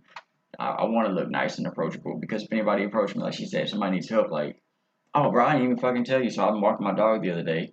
I hear Listen. That's what you. Well, because listen, like okay, you just said, so he was like, you oh see yeah. me walking, right? Yeah. You say I look mad all the time. Bro, my side shirt off, like I probably look You like know, something. tattoos, bro. No, just Yeah, I ain't tatted up. I'm not tatted the fuck. So I look a certain way, but I hear, sir. I'm like, what the fuck? And I look around, and there's this little old lady that fell on the side of her house in the mud and the water, and she is like soaked, and she can't get up. And she's like, "Can you help me?" And I like drop my dog's leash, and I like take off running, and like I grab him, I'm like, "Are you okay? Like, do I need to call somebody?" So if she was to see me and just be like, "Oh, he ain't gonna help me," look at him, like that, it makes me feel bad to think that I do look mad all the time, because I'm not, and I'm very like willing to help, and I want to help. I just got a fucking face that just like. But I mean, that could be a good thing though, because it's like maybe a deterrent from people who have plans of trying to use you. Yeah, I can see and that. that's But I'm glad she called out because like I felt so fucking bad. She was covered in mud and like. Did you pick her up? Or you helped her? Oh no, I picked her up. I had to pick her up. Did you walk her home? You got mud all over you. What'd you do with her? You just took her in the. Yes, that's what I was trying to. That's what I was trying to get to. Because I already knew. Keep that I already knew. Keep that in there. Keep that in there. You better don't edit my fucking interview. In there. No, I helped her. That was good, bro. I wasn't expecting you to say that, bro. No. That was like good. I had to. She couldn't get up. Like she could not move. She was like stuck, and it was wet, and like she was sinking. So I'm sure every time she like wanted to push up, it was gushy. You know what I'm talking about? I'm playing. What the fuck? And you was like, it's so like, and I had to pick her up, and I had to pick her up. So where'd you put her? And did you take her in the house though for real? No. I helped her up. I said, "Are you okay?" And I said, "Do I need to call anybody?" I said, "Did you get hurt when you fell?" She said, "No, I went down slow. I just slipped." And I was like, "Is anybody here?" And she was like, "My son's on his way." And I even offered. I was like, "Do I need to wait for your son? What's going on?" And she was like, "No, I'm fine. I just need to go and I need to change. I'm soaked." And I was like, "Okay." And I left her and came back and fucked her. You probably did, no. So you, bro. No. I want to get into I don't know if y'all been keeping up with it or not, but I've seen the YMW Melly. I've seen a little bit. What happened? I'm telling you, I don't know. Shit. Right. I just now last night heard DC Young Fly talk at his wife's funeral. It was beautiful. Yep. It's beautiful, but it's kind of like I don't know. Detached. He had to be. You think so? He's trying to get a message across. Okay. It's not about Because that's exactly the word that I would use, and I hate to say that because it does. Self-control, and he's And he was joking. He's like, he's Muslim kids. Too, so that it's he's like trying to have 7 more, like you know. Yeah. He's funny, bro. But I think he's trying to like contain his emotions, and at the same time, like I say, get the message across. Because, like he said, I don't care about the applauses. I just want you to hear the message. And then, if he's bawling, crying, like everybody's not, you're not gonna be listening to him. You're gonna be watching his what you're expecting. I didn't know he was Muslim though. That's funny. Well, yeah, there's a hella pictures of him like praying, like. That's crazy. Well, I don't know if he's Muslim, but he prays like they do. So, anyways. Okay. But yes, YMW Melly. Yes, YMW Melly. He's on trial for double murder. He was accused of gunning down his childhood friend. Oh wait, okay, so that's the same. How long has he been on? Waiting for the trial. It was 2018. Didn't they say something about though his lyrics can't be used made a in song, court though? Yes. So he has a song called Murder on My Mind. His streams went up ever since he's been on trial. It's like double pretty much. But he's on trial right now and it's trending. And they're trying to use his lyrics against him. But normally you can do it, but on this one they're not. Why? Yeah. They didn't really say why. Because that's what I was wondering. Because it was like it showed him smiling. That man paid them. No, I'm playing. I don't know. He might have. He could have. But he was in the court and he's smiling, and they're like, YMW when he finds out, his lyrics can't be used as evidence. Yeah. Because there's a lot of memes going on. Every time they'll show like a clip, and then they'll say like worded away. Saying, so what do you think he should be found guilty and be sent to prison for the rest of his life? Wait, hold on. What are you asking about it though? Have y'all seen it? Like, have y'all been keeping up with it? I haven't kept up with it, but I've heard of that ever since I've heard of him. So that's all I've known him for. I think he's gonna beat it. You think he's gonna beat it? I think he's gonna beat it. I think he is because they don't have any evidence. Even the song wasn't enough. That's an artistic expression. So you think he's gonna go to jail? I think he's gonna go to jail. Yeah, because I think they got more than what you think. Okay. I think they have like. They just playing it.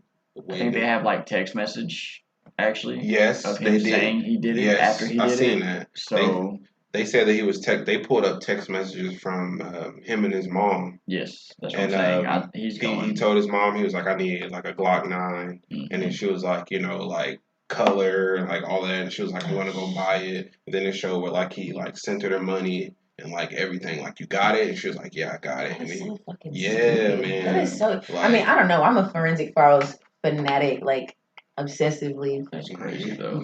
So that's yeah. And then another trending topic, Gunna.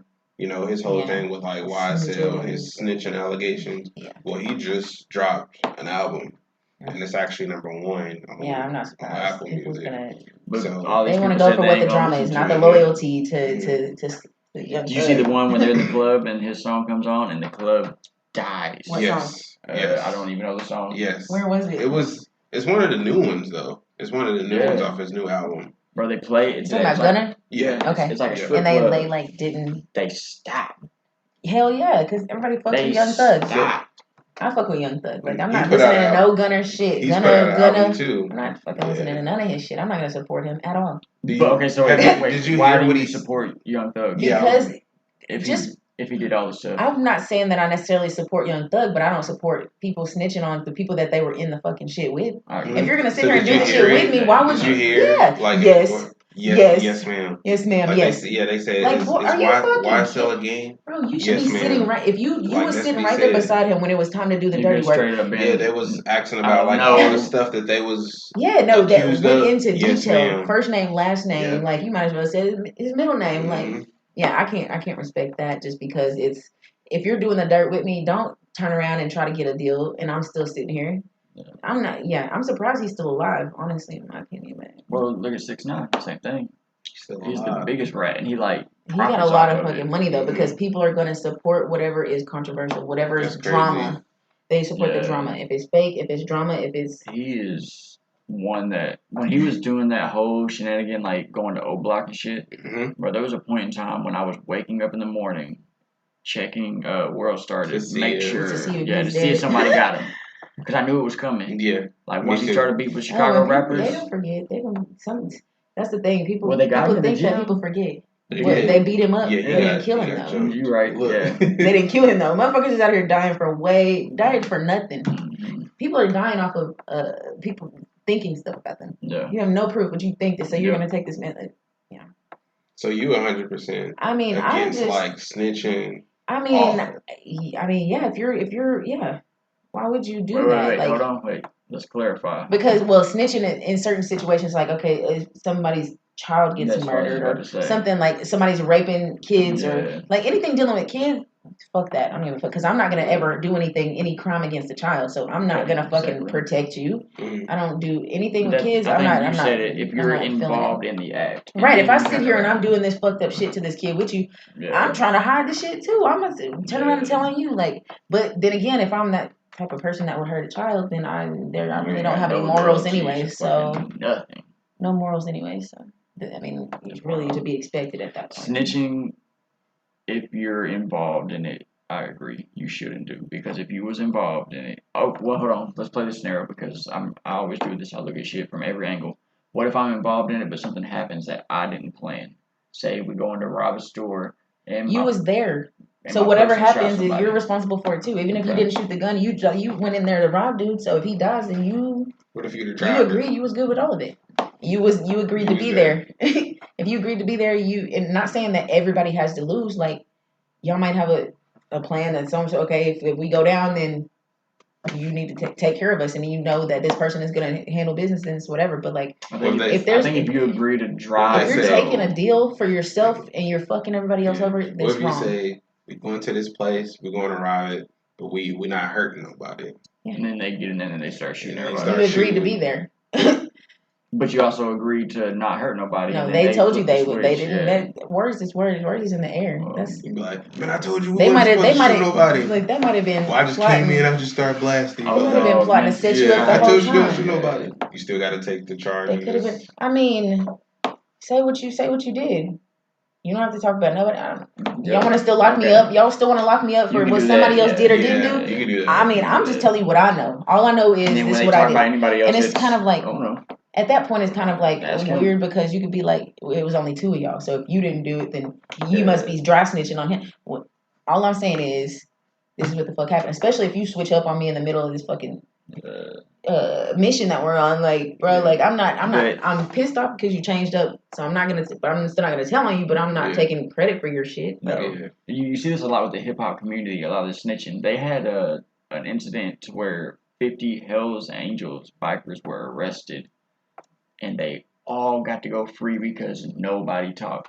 50 motherfuckers. That's what I'm telling you. That's you couldn't get an understanding Gunner, for your ass, boy. Young Thug, and whoever else is in YSL to not talk. And they had 50 motherfuckers just go, I ain't saying shit.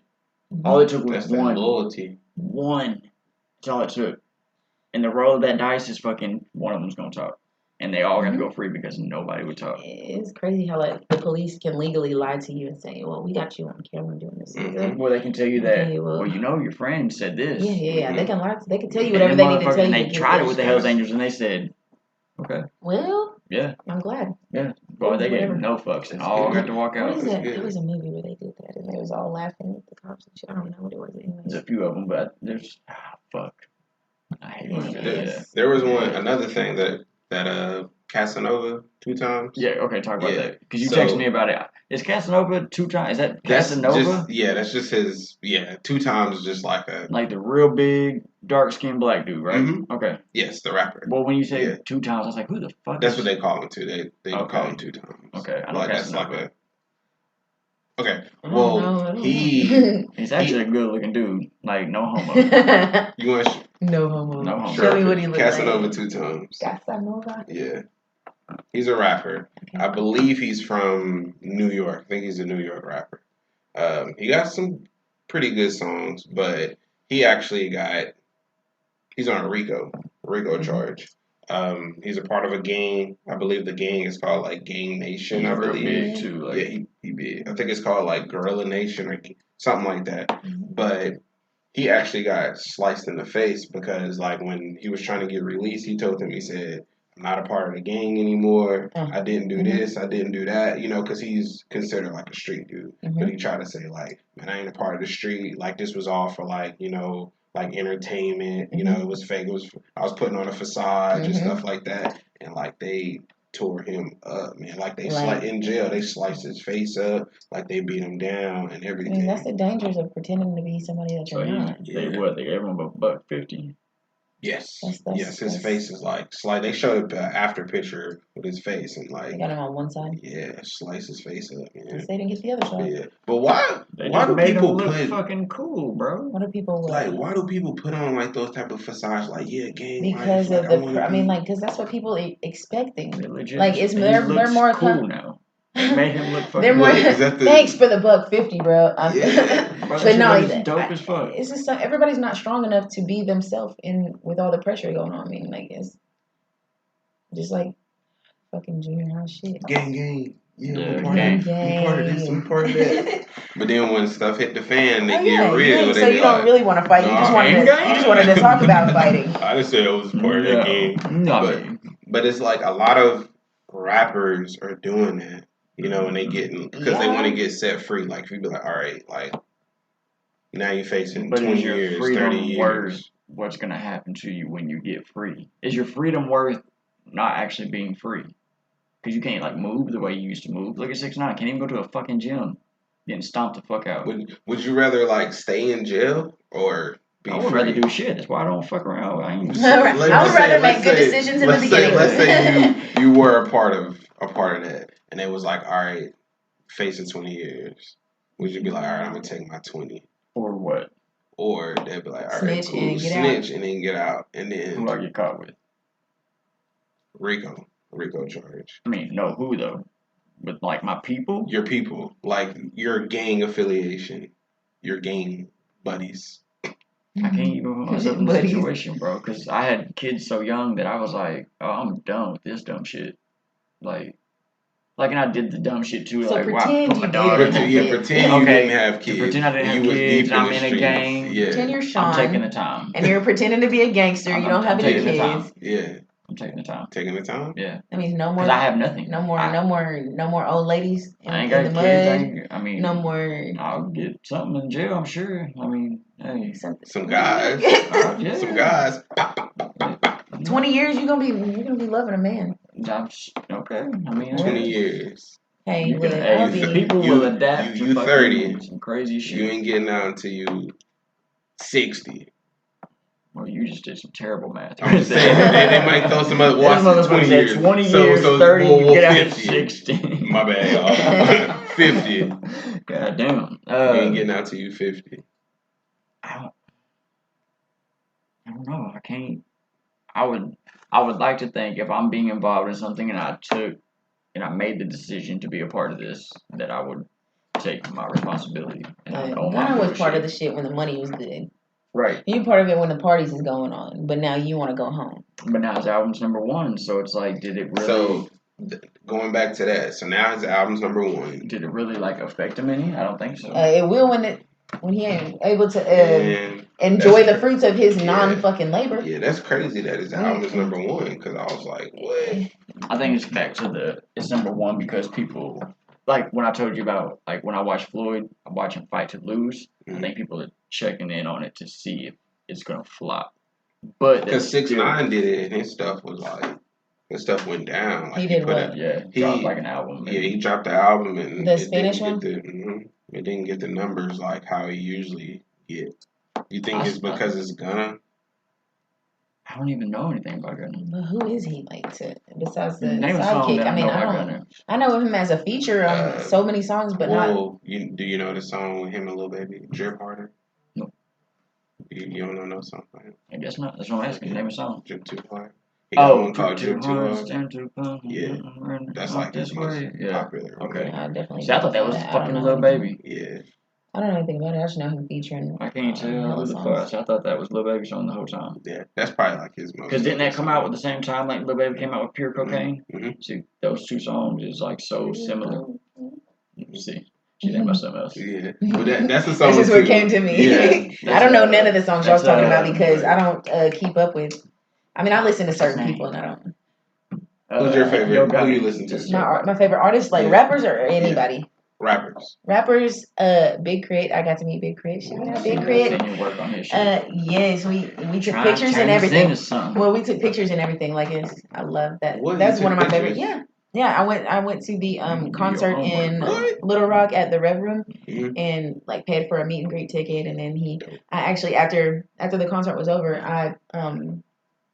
I saw the jacket that he was wearing on stage, and I was like, "Oh, that bitch is dope." But I had already bought like a jersey and stuff from the merch counter and everything. That way too expensive, but I did it because I'm a fan. And so after the concert was over, in between the meet and greet and the concert, though, one of his guys were wearing that jacket, and I was like, "Hey, where do I get one of those?" And he was like, "You can't buy one of these. They're not selling them right now."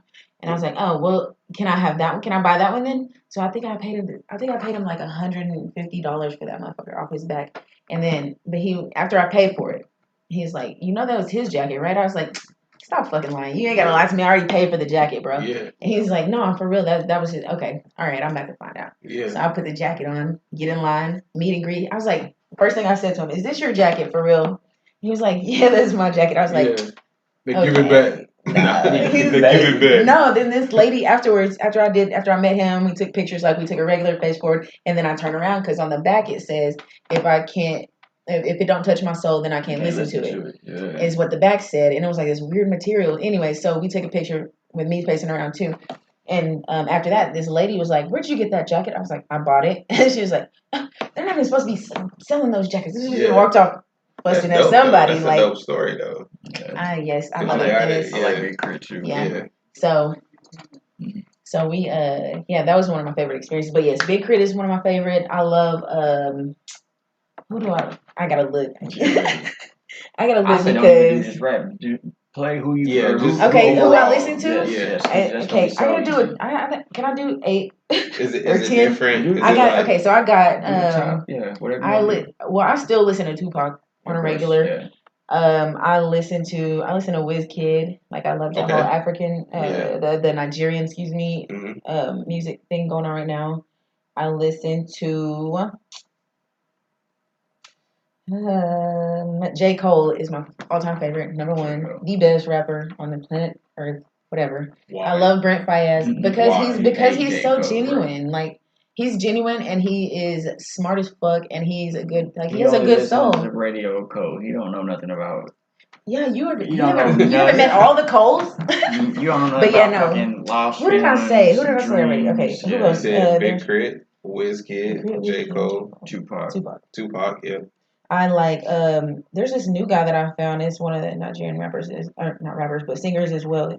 His name is freaking it starts with a Z. Where is it? I don't know. Anyways, Zinoliski or whatever. I don't know how to say it, but that's that. Oh my god. And oh, Billie Eilish. Yeah. Super Yes. Billie Eilish Yeah. fan. I love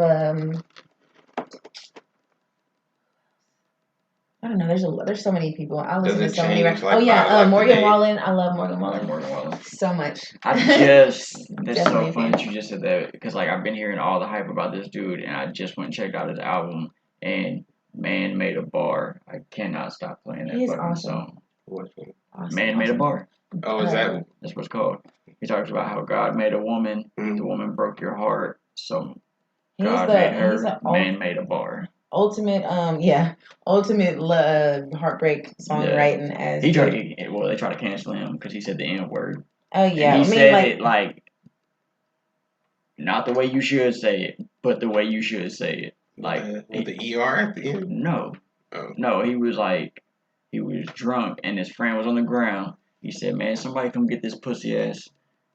And the neighbors recorded it. But he said I've never even seen the video or heard him, and every time I say his name, everybody's like, "But did you hear about that one time?" Well, you know what? No, there's no ER. It is straight up like you can regardless, tell. Like in one of his earlier videos, he's got like it's called "Where I'm From." The Way I Talk is what it's called, and he's like talking about his country slang or whatever. It's called all kind of black people in the video, and it may I don't know if that's around the time when he said it to try to fight the media thing. I don't know any details about that situation, but I just don't. I'm curious. I'm just not getting that vibe. It wasn't. From him it wasn't and no racist shit. He was just saying like. But even if it this was, bitch ass motherfucker, basically is what he was saying. Even if it was, I still love his music, and I mean, I don't know. I guess I don't know. Maybe I've accepted that as a norm. It's country, and I don't like country, but I love it. Yeah, it's dope. And he got the one with Lil Durk. Mm-hmm. Broadway's Girls. Sayari the Kid. Yep. Sayari the Kid. I don't know what that is. Disgusting. You put me on because those are some like 4 of those people I ain't heard of. So. Yeah, is that the one talking about like he just say off the top wild shit? My daughter's like. No. I hope your daughter. Well, how old is your daughter? 15. Yeah, I hope she's not listening to Sayari the Kid. He talks about there's a lot of sex stuff, but he's like clever as fuck with it though. Not. He's talking about like the Holocaust. I don't know about that. Okay, yeah. But it was like shock lyrics is what it was. It was like he was trying to be shocking. I mean, it was bad, but like I give him freedom to listen and. I don't know. Yeah. I don't really know. It could have been, but anyways, who are y'all listening to the most right now? Just 2 people or something. Most played. Right now. Right now. Before I was up here, on my way up here, I was listening to Moneybag. Okay. I like that FMBM. Yeah, I love that song. Yeah, he just dropped a new album. I'm also been listening to Lil Baby. I listen to Lil Baby. Lil Baby he's good at what he does, but his style of music is not my preference. That's Sean's main thing. Why don't you with some bop in it? Oh yeah, I always say that. Yeah, he'll send me a link and be like, "Have you heard this?" And I'll be like, "No, I need something with some bop in it. I need something with some bop in it because I gotta, because I gotta be like." So you listen to black man music, you just don't act like them. That's all I listen to. You want to listen to How can I not act like them? Though? How can I not act like them? Sam Tompkins. That's who I've been listening to. Who's that? He's the one that did the cover of "Sit by Myself." talking Oh, to, okay. and it's a high note white dude. So he does as fuck. a lot of covers or something? Well, his song "Time Will Fly" it's actually the one I used over the me on stage with West Side Boogie when he's like, "You'll meet your hero, you know the guy." Yeah, that's him. That song's fucking dope. Him, this girl Wiani, I think is her name.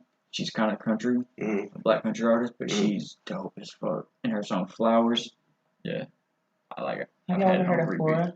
Phora? Phora? Uh-uh.